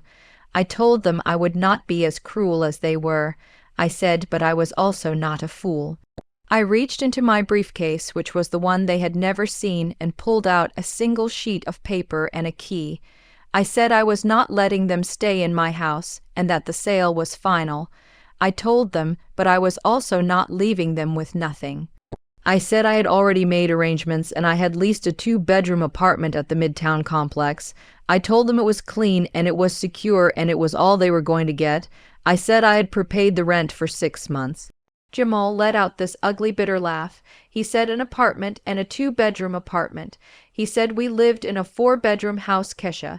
He asked if I expected all 4 of them to cram into some tiny little box in Midtown. I almost smiled. He still thought this was a wee situation. I said, "Oh no, Jamal," and he misunderstood. My voice was soft. I looked at him, and my gaze was flat and hard. I told him the apartment was not for him. Ashley's head snapped up. She asked what did I mean. I said I meant the apartment was for Mom and Dad. I clarified. I told them Jamal and Ashley, they were on their own. I said he was a 30-year-old visionary and a businessman. I told him it was time he supported his own wife. I said he was not their dependent child anymore, but that he was just their problem, and he was certainly not my problem. Ashley shrieked and said I could not. Her voice was high and thin. She said I could not just throw them out and that they were family. She asked where were they supposed to go. I said I did not know Ashley. I told her maybe she could find a co-signer for a lease, but that they were not my responsibility. I turned my back on them and looked only at my parents. I said Mom and Dad, here was the offer. I told them they could take the 2-bedroom apartment, and the rent was prepaid for 6 months. I said after that they would have to figure it out. I told them I was also setting up a direct deposit stipend. My mother's head, which had been buried in her hands, snapped up.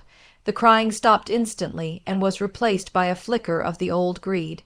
She whispered a stipend and asked how much. I said $1,500 a month. The hope in her eyes vanished and was replaced by pure, unadulterated outrage. She shrieked 1,500 and said 1,500. She said we could not live on that, and the Lexus payment alone was. I said sharply the Lexus was canceled, Mom.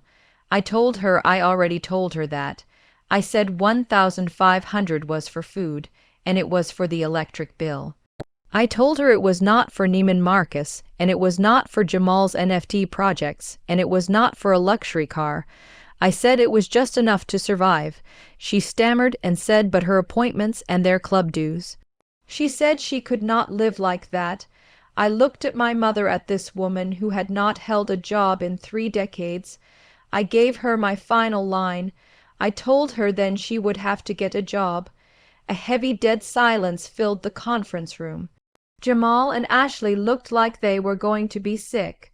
My mother was weeping openly, but these were not the tears of rage I had seen at the party.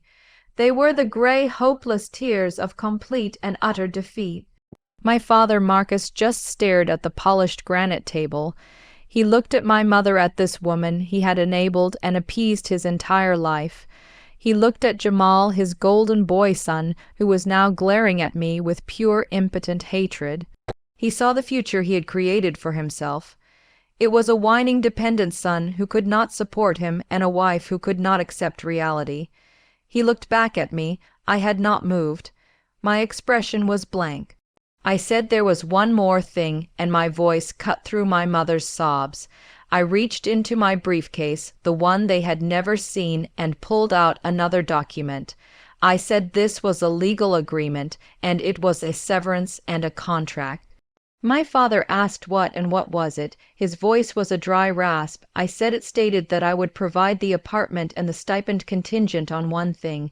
He asked what thing. I told him they never contacted me again, and ever.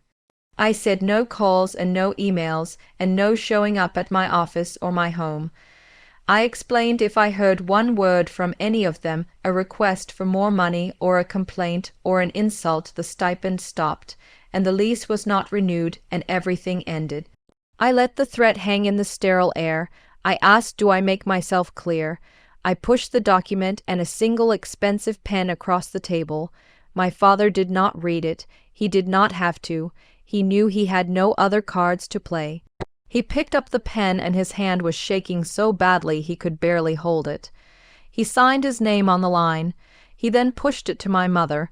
She stared at it, and her tears were spotting the ink before she scribbled her signature. Jamal looked at the paper and then at me. He said so that was it, and I was just erasing them. I told him he was the one holding the eraser, Jamal, and I was just cleaning the board. I stood up and gathered my things. I told them my meeting was over, and that Maria at the front desk would validate their parking. They stood up like zombies. My father slowly reached out and took the single apartment key from the table. As they filed out of the conference room, my mother and father looked like ghosts. Jamal walked past me. He turned his body deliberately and slammed his shoulder into mine. It was a last pathetic act of physical intimidation. I did not even flinch. I just stood there solid as a rock. I watched him rub his own shoulder as he followed his parents out. He was a failed prince leaving a castle that was never his. The door clicked shut, and I was finally alone. 6 months later, the Atlanta air felt different to me. It felt cleaner. I was standing on the balcony of my penthouse with a glass of wine in my hand, watching the sunset paint the skyline in shades of orange and purple. Aunt Imani said well, well, and came up beside me. She handed me a small appetizer. She said look at you, and called me queen of all I surveyed. I smiled and leaned against the railing. I told her it was just a view, auntie. She said it was more than a view, baby, and it was perspective. She took a sip of her own wine. She said she ran into my father last week. My smile tightened. I asked how he was. She said he was different and chose her words carefully. She explained he was working part-time at the Home Depot over on Piedmont in the garden section. She said he actually looked calmer and said the physical labor was good for him. I asked and Mom, and my voice was neutral. Auntie chuckled. She said my mother Sharon was learning what the real world felt like. She told me she was a receptionist at a dental office and had to get her own coffee and everything. She said the horror. I could not help but laugh. I asked and Jamal and Ashley. She said owe them and waved her hand dismissively. She said last she heard they moved in with Ashley's parents. She explained apparently her mom and dad were not as impressed with Jamal's vision as our family was. She said they were making him take out the trash. I shook my head and felt a strange, distant pity replacing the anger I used to feel. They had made their choices, and now they were living with them. Aunt Imani said, "And you," and turned to me.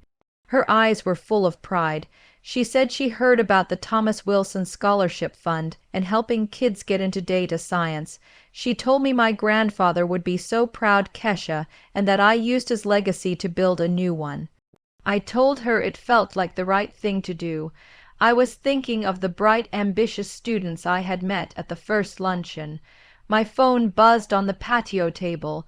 It was a text from Michael, who was the architect I had been seeing for a few weeks. It said, "Stuck in a meeting and be there in 30, and do not start the movie without me." He was kind and smart, and when I told him about my success, his only response was, "That is amazing, and does that mean you can help me figure out this new day, a modeling soft, where I am struggling with?" He was interested in my brain and not my bank account. Aunt Imani glanced at the text and smiled. She said he seemed like a good one. I told her he was.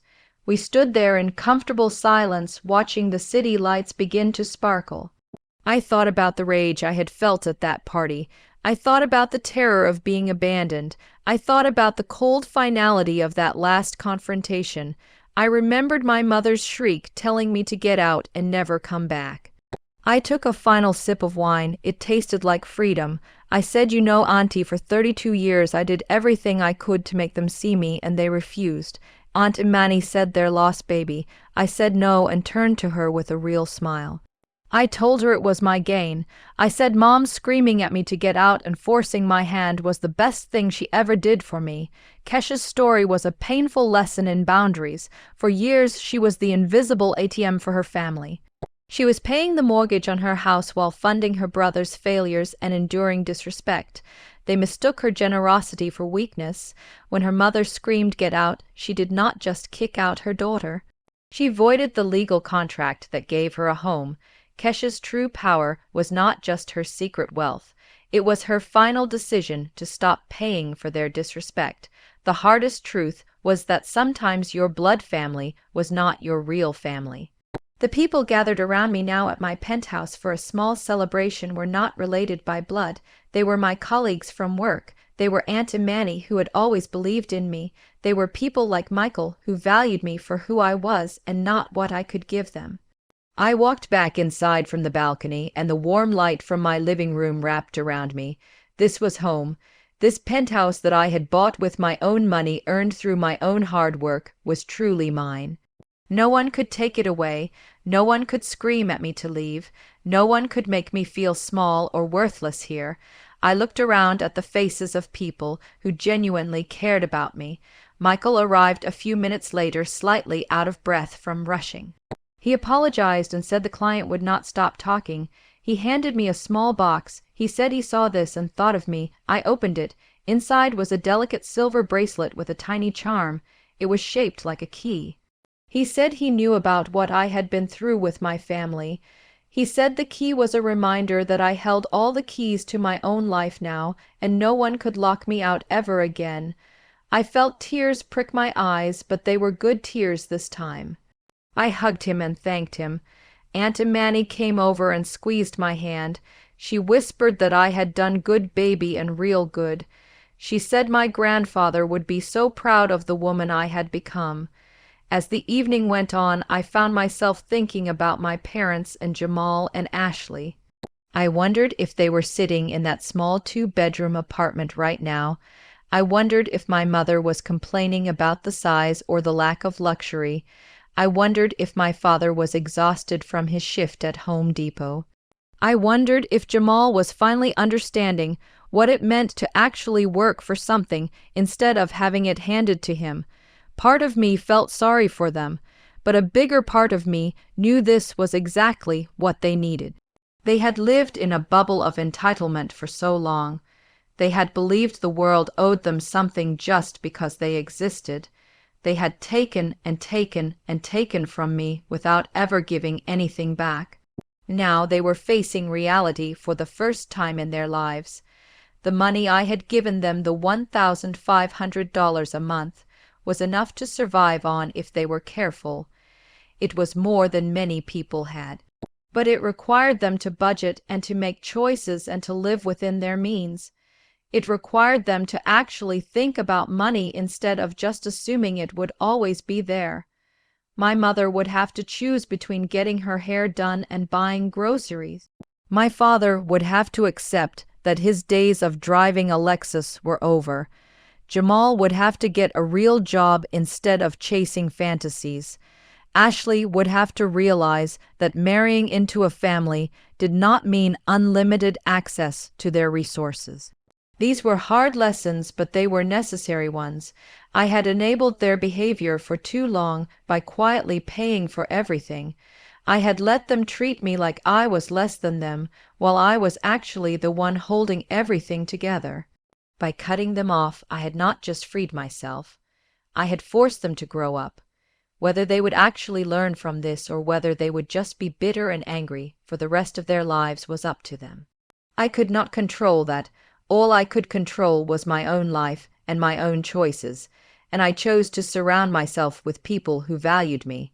I chose to use my wealth to help others through the scholarship fund. I chose to build a life that made me happy instead of a life that made them comfortable. The party continued around me. Someone put on music. People were laughing and talking and enjoying themselves. This was what family was supposed to feel like. It was supposed to be warm and supportive and genuine. It was not supposed to be transactional. It was not supposed to be conditional on how much money you could provide. Later that night, after everyone had left, I sat alone in my living room. The city sparkled outside my windows. I thought about the woman I had been 2 weeks ago. She had been so desperate for their approval. She had been so willing to sacrifice her own happiness to keep the peace. She had been so afraid of being alone that she had tolerated their abuse. That woman was gone now. In her place was someone stronger. Someone who knew her own worth, someone who refused to accept less than she deserved. My mother had screamed at me to get out and never come back. She had meant it as a punishment. She had meant it to hurt me. She had thought I would come crawling back begging for forgiveness. Instead, I had taken her at her word. I had left, and I had never looked back. And in doing so, I had found freedom. I poured myself one last glass of wine and raised it in a silent toast. Here was to new beginnings. Here was to knowing your worth. Here was to understanding that sometimes the best thing you can do for yourself is walk away. Here was to the fact that family was not always about blood. Sometimes it was about the people who chose to stand by you. Sometimes it was about the people who valued you for who you were and not what you could do for them. My phone buzzed one more time. It was a message from one of the students in my scholarship program. She had just been accepted to MIT. She was thanking me for making her dream possible. She said she would make me proud. I smiled and typed back that she already had. This was what mattered. This was what made all of it worth it. Not the house or the money or the revenge, but the knowledge that I was using my resources to lift others up instead of being dragged down myself. I walked to my bedroom and changed into comfortable clothes. I climbed into my bed, which was in my home, which was truly mine. As I drifted off to sleep, I felt peace for the first time in as long as I could remember. My mother had told me to get out and never come back. And I had done exactly that. It was the best decision I ever made. The weeks turned into months, and life settled into a new rhythm that felt both strange and wonderful. I threw myself into my work with renewed energy. The weight of constantly worrying about my family's financial demands had been lifted, and I found I could focus in ways I never had before. My productivity at work soared. The new predictive model I had been developing was getting attention from major tech companies. My boss pulled me aside one day and told me they were promoting me to vice president of data analytics. It came with a significant raise and a corner office with even better views of the city. I accepted gracefully, knowing that this success was entirely my own. There was no one to diminish it or demand a piece of it. Around the 3-month mark after the confrontation, I started getting reports from Aunt Imani about how my family was adjusting to their new reality. She seemed to take great pleasure in updating me, though I never asked. She would call me every few weeks with news. She told me my father Marcus had actually become quite good at his job at Home Depot. His manager had commented on how helpful he was with customers and how much he knew about plants and gardening.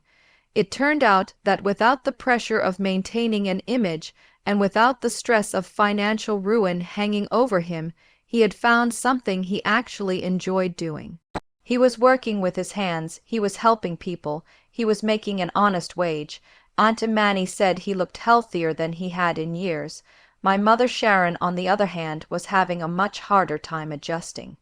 The job at the dental office was a daily humiliation for her. She had to answer phones and schedule appointments and deal with angry patients. She had to take orders from people she considered beneath her. She had to wear a uniform. She had to clock in and clock out. Everything about it went against the image she had built for herself over the decades. Aunt Imani said she complained constantly, but she kept showing up because she had no choice. The $1,500 a month I provided covered their basic rent and utilities, but they needed more for food and other expenses. My mother's paychecks were essential. She was learning what millions of people already knew, that work was hard and bills did not pay themselves. The luxury lunches with friends had stopped, the spa days were gone, the expensive shopping trips were a distant memory. She was living like a normal person for the first time in her adult life, and she hated every minute of it. But she was surviving. Jamal and Ashley's situation was even more dramatic. They had indeed moved in with Ashley's parents, who lived in a modest home in the suburbs.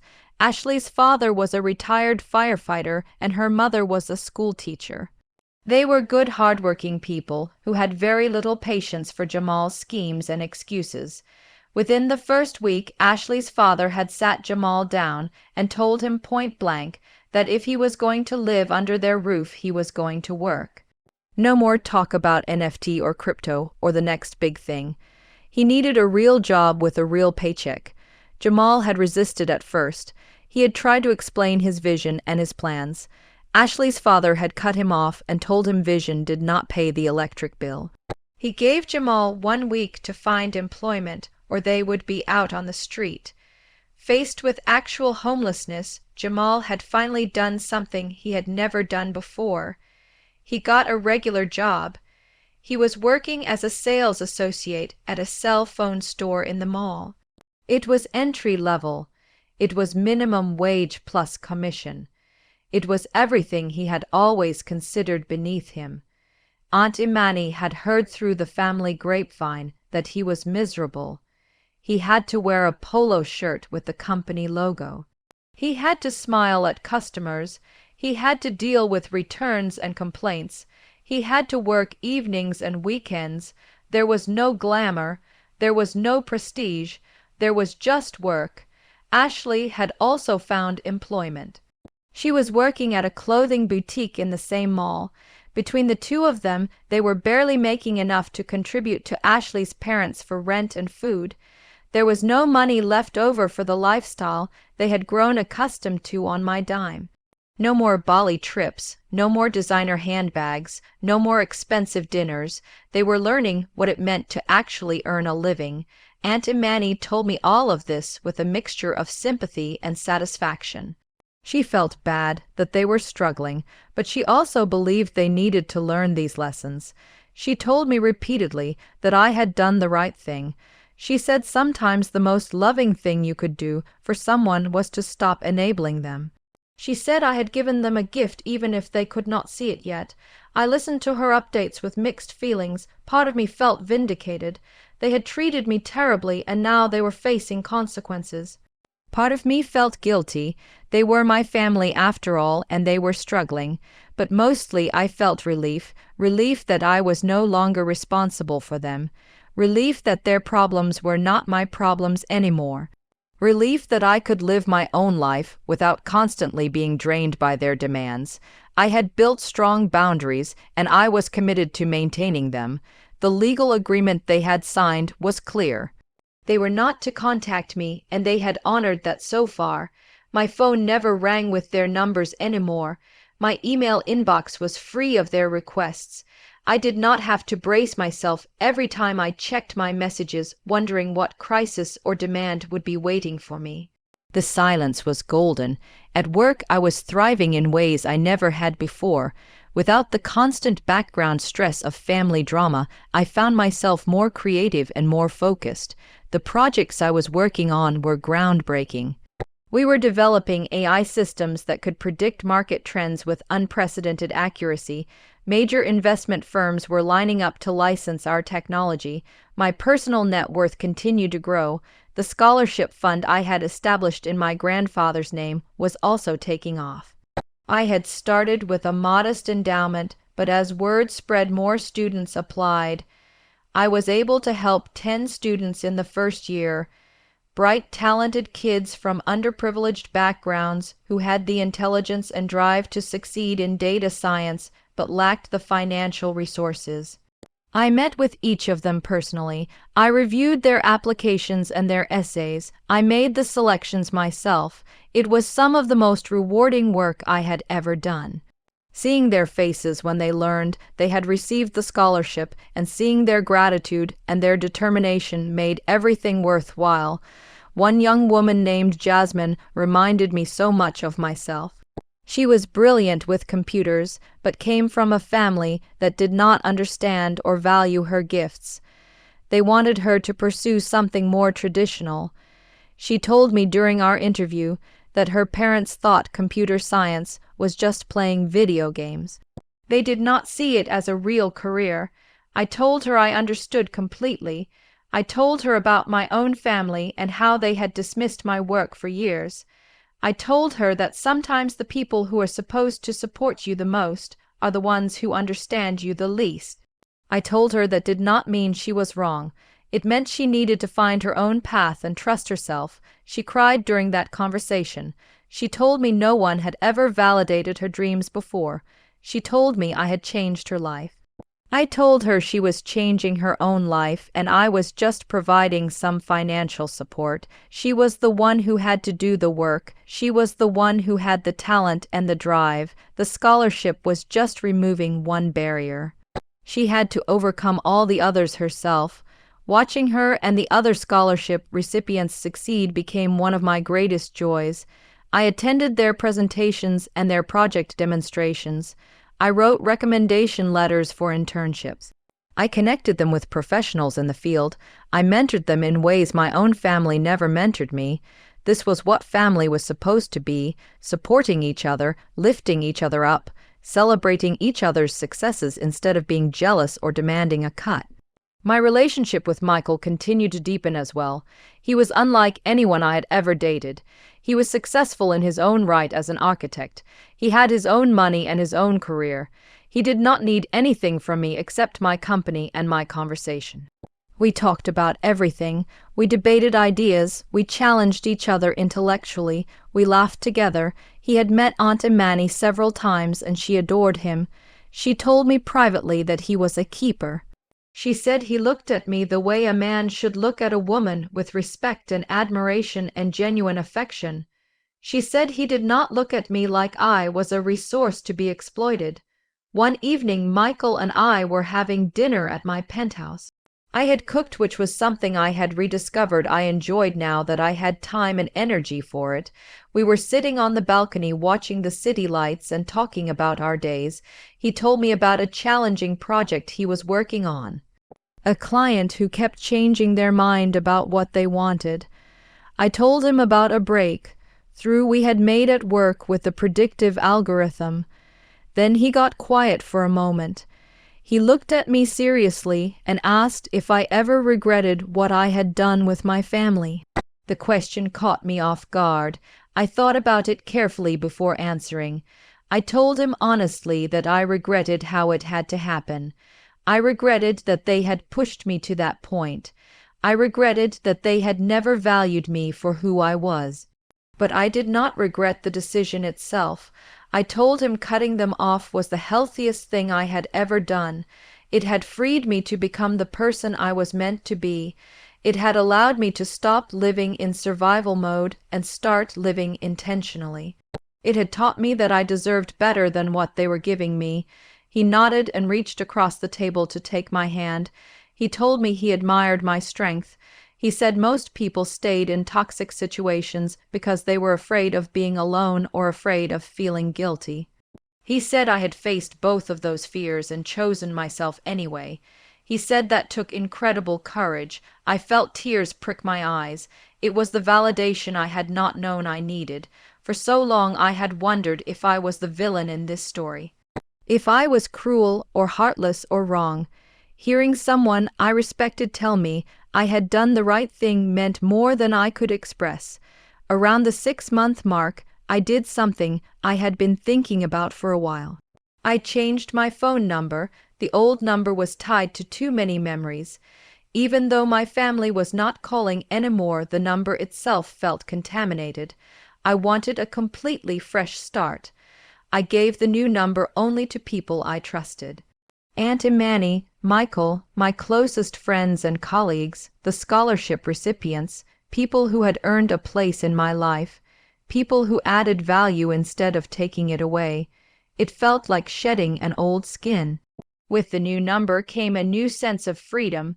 There was no possibility of a drunk dial from Jamal, no chance of my mother finding a way around the blocked contact, no risk of Ashley sending a hateful message. I was completely unreachable to them, and it felt wonderful. I also made the decision to sell my old studio apartment, the one my family thought I lived in. I had been keeping it as a kind of safety net, but I did not need it anymore. I was living full-time in the penthouse. The studio was just an unnecessary expense and another tie to my old life. I listed it, and it sold quickly. I donated the furniture to a charity that helped families transitioning out of homelessness. It seemed fitting, people who actually needed help receiving things that had been part of my elaborate deception. Everything in my life was being stripped down to what was real and what mattered. Work continued to go exceptionally well. The promotion to vice president came with new responsibilities, but I welcomed them. I was building a team of talented data scientists. I was mentoring younger employees the way I wished someone had mentored me. I was creating a work culture where people were valued for their contributions and not judged for their personal lives or their backgrounds. Several of my team members became real friends. We went out for drinks after work. We celebrated birthdays and promotions. We supported each other through challenges. This was what healthy relationships looked like: mutual respect, genuine care, reciprocity. One of my team members named David not my lawyer, but a young Day, the scientist fresh out of grad school, confided in me one day that his family did not understand his work either. He said they were immigrants who had worked manual labor jobs their whole lives. They were proud of his education, but they could not comprehend what he actually did all day. They kept asking when he was going to get a real job. I told him I understood more than he knew. I shared a bit of my own story. Not all the details, but enough for him to know he was not alone. I told him that sometimes the people who love you the most are simply incapable of understanding your world. That did not make them bad people. It just meant you had to find your validation elsewhere. I told him to be proud of his work regardless of whether his family understood it. I told him he was doing important work and making a real contribution. He thanked me with tears in his eyes. He said having a boss who actually got it meant everything to him. These moments of connection with my team and with the scholarship students filled the space my family had left empty. I was building a chosen family, people who understood me, people who supported me, people who celebrated my success instead of resenting it. As the 1-year anniversary of the party approached, I found myself reflecting on everything that had changed. It was hard to believe that only 12 months had passed. I felt like a completely different person. The woman who had walked into that backyard party desperate for her family's approval seemed like a stranger to me now. I had been so afraid of their rejection, so convinced that without them I would be alone and miserable. The reality had been the opposite. Without them, I had flourished. I had built a life that was richer and more fulfilling than anything I had experienced before. I had real relationships based on mutual respect. I had meaningful work that challenged and excited me. I had financial security that I had earned through my own efforts. I had peace. The anniversary of the party fell on a Saturday. I woke up in my penthouse with sunlight streaming through the windows. Michael was in the kitchen making coffee. We had plans to spend the day at a contemporary art museum and then have dinner at a new restaurant that had just opened. It was a perfect, simple day with someone who genuinely cared about me. As I was getting ready, my phone rang. It was Aunt Imani. She said, "Good morning, baby, and happy anniversary." I laughed and asked if she was really celebrating the anniversary of the worst party ever. She said she was celebrating the anniversary of my liberation. She said 1 year ago I had walked away from toxicity and toward freedom. She said that was absolutely worth celebrating. She told me she had some news if I wanted to hear it. I hesitated for a moment and then said sure. She told me my parents were doing okay. They had both kept their jobs. They were managing on the money I provided plus their paychecks. My father had even been promoted to assistant manager in his department at Home Depot. He seemed to genuinely enjoy the work and the structure. My mother was still struggling with her job at the dental office, but she had stopped complaining quite as much. She was learning to accept her new reality. Aunt Imani said she thought my mother had aged 10 years in the past 12 months. The stress and the humiliation had taken their toll, but she was surviving. Jamal and Ashley were still living with Ashley's parents. They were both still working their retail jobs. There had been no new business ventures or grand schemes. Jamal had apparently tried to pitch his father-in-law on investing in cryptocurrency and had been shut down so firmly he had not brought it up again. Ashley's father had made it very clear that if Jamal wanted his respect, he needed to show up and do the work every single day like everyone else. No shortcuts, no get-rich-quick schemes, just steady, reliable employment. Aunt Imani said she had seen Jamal at a family gathering a few weeks ago. He looked different, thinner, tired. The cockiness was gone. He did not talk about his vision or his plans. He talked about hitting his sales targets and getting his commission check. It was the most humble she had ever seen him. She asked if I wanted to know if they ever talked about me. I thought about it and then said no, it did not matter anymore. They were living their lives and I was living mine. Whether they blamed me or understood me or missed me was their business, not mine. Aunt Imani respected that. She told me she was proud of me. She said watching me build a new life had been inspiring. She said I had shown her that it was never too late to set boundaries and choose yourself. We talked for a few more minutes and then said goodbye. I hung up feeling at peace. I was glad they were surviving. I did not wish them harm, but I also did not wish to be part of their lives anymore. That chapter was closed. Michael and I spent a beautiful day together at the museum. We wandered through galleries looking at bold, colorful paintings and discussing what we thought the artists were trying to say. We held hands, we laughed, we were completely present with each other. At dinner that night, Michael surprised me. We had just finished our main course when he pulled out a small box. My heart jumped. Was this what I thought it was? He smiled and told me to relax. He said it was not what I was thinking, though he hoped we would get there someday. He opened the box. Inside was a beautiful necklace with a pendant shaped like a compass.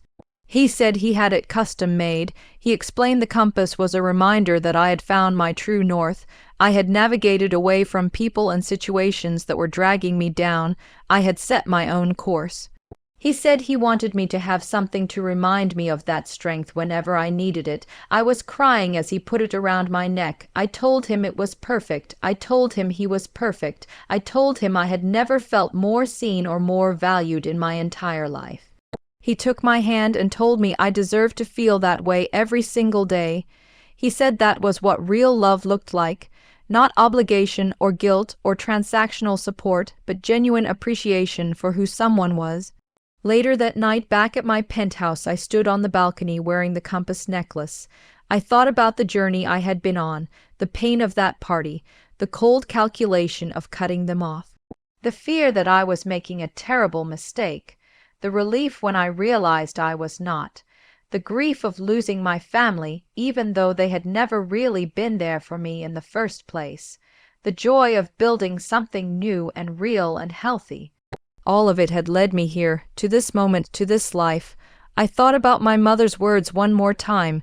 Get out and never come back. She had meant them as the ultimate punishment. She had meant to hurt me and control me and force me back into line. Instead, she had accidentally given me permission to leave, permission to save myself, permission to stop sacrificing my own well-being for their comfort. In a twisted way, I was grateful to her. If she had not screamed those words, I might have continued in that dysfunctional pattern for years or even decades. I might have slowly been drained dry while they continued to take and take and take.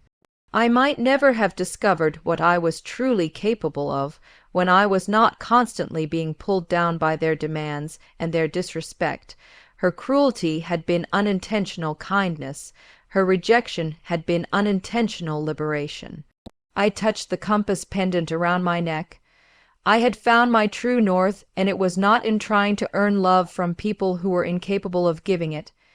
It was not in sacrificing myself on the altar of family obligation. It was in knowing my worth, in surrounding myself with people who added to my life instead of subtracting from it, in using my resources to help others who deserved it, in building a legacy that would outlast me.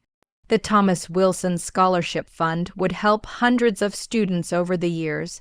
Those students would go on to do important work in technology and data science. They would solve problems and create innovations and make the world better. My grandfather's legacy and my own would live on through them. That was worth more than any amount of family approval.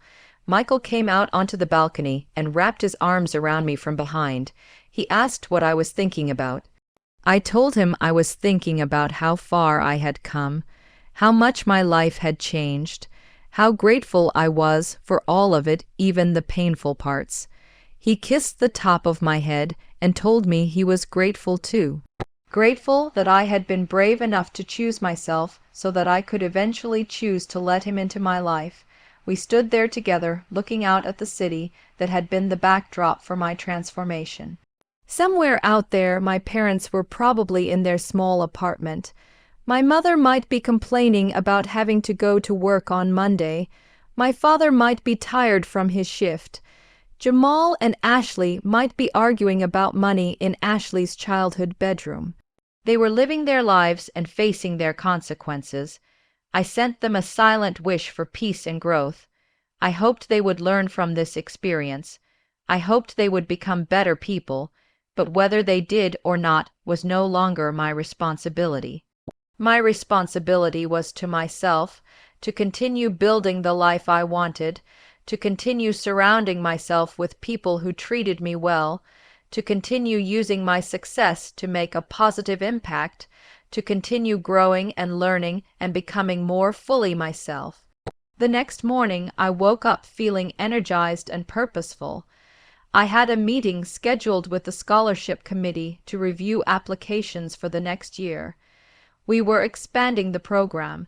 Instead of 10 scholarships, we would be offering 20. I had the resources to do it, and I wanted to help as many deserving students as possible. At the meeting, I reviewed application after application. Each one told a story of a young person with potential who just needed a chance. A girl who taught herself to code using free online resources because her school did not offer computer science. A boy who was the first in his family to go to college and was working 2 jobs to pay for it while maintaining a perfect GPA. A non-binary student who had been kicked out by their family for coming out and was now supporting themselves while pursuing their education. These were my people. People who had been underestimated or unsupported by the families who were supposed to love them. People who were fighting for their dreams despite the obstacles. People who deserved someone in their corner. I approved all 20 scholarships. My accountant would probably have a heart attack when she saw the expenditure, but I did not care. This was what the money was for. not for funding Jamal's fantasies or subsidizing my mother's lifestyle, for actually making a difference in people's lives. That afternoon, I got an email that made me pause. It was from a name I did not recognize, but the subject line said Family Matter. My finger hovered over the delete button, but curiosity got the better of me, and I opened it. It was from Ashley's mother. She introduced herself and apologized for reaching out. She said she knew about the agreement I had with my family. She said she was not asking for anything, and this was not on their behalf. She just wanted me to know that she had witnessed what Jamal and Ashley had been like when they first moved in. Entitled, lazy, full of excuses. She said she and her husband had been very close to kicking them out. But over the past year she had seen real change in both of them. She said Jamal was still working at the cell phone store and he had been promoted to assistant manager. He was taking it seriously. He was showing up on time and working hard. He was not talking about schemes anymore. He was focused on doing his job well.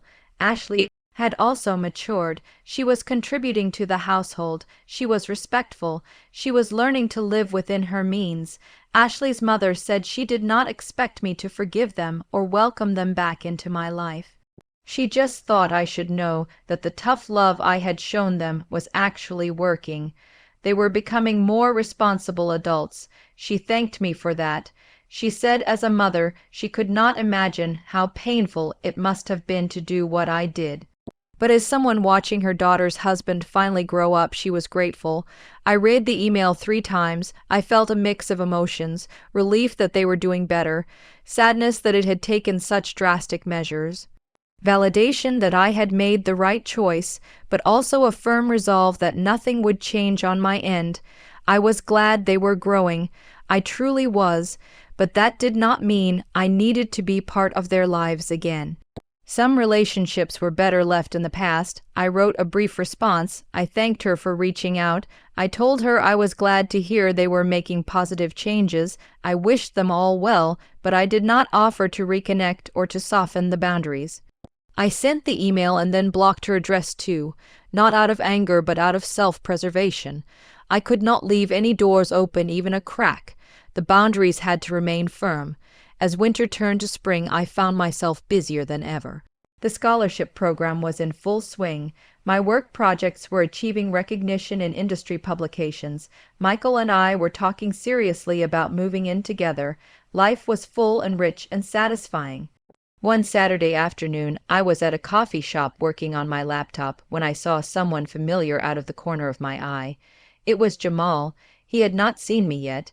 He was in his cell phone store uniform, getting coffee before what was probably a shift.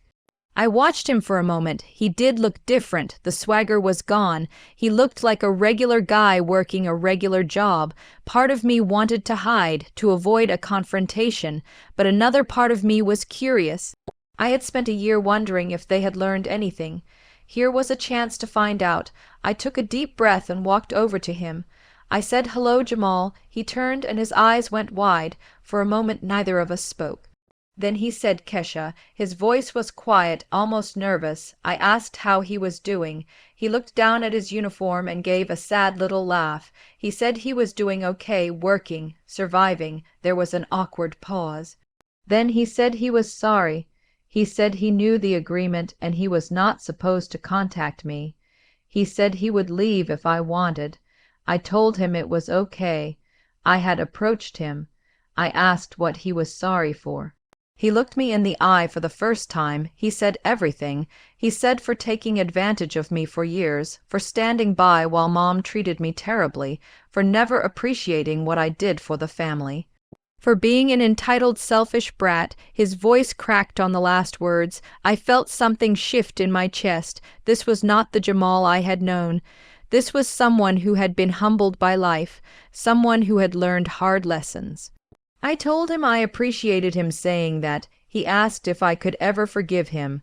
I thought about it carefully. I told him honestly that I did not know. I said what happened caused a lot of damage. Trust that was broken, that badly did not just heal because someone apologized. But I told him I was glad he was working and taking responsibility. I told him to keep doing that, keep growing, keep learning. Whether or not we ever had a relationship again, he needed to do those things for himself.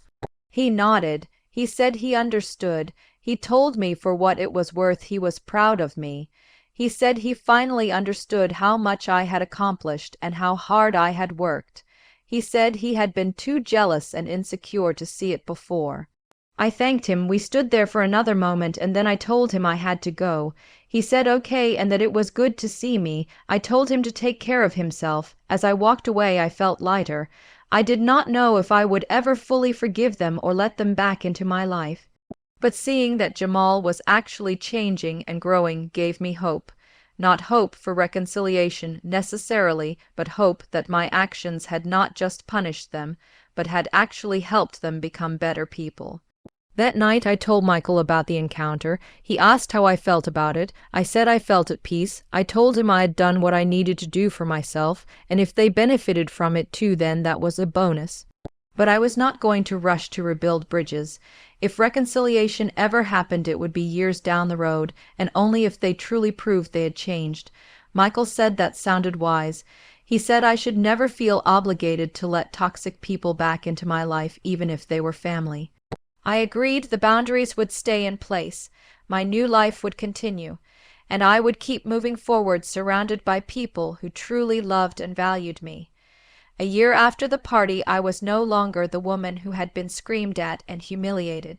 I was stronger, wiser, freer. My mother had told me to get out and never come back, and I had built an entire new life on the foundation of that rejection.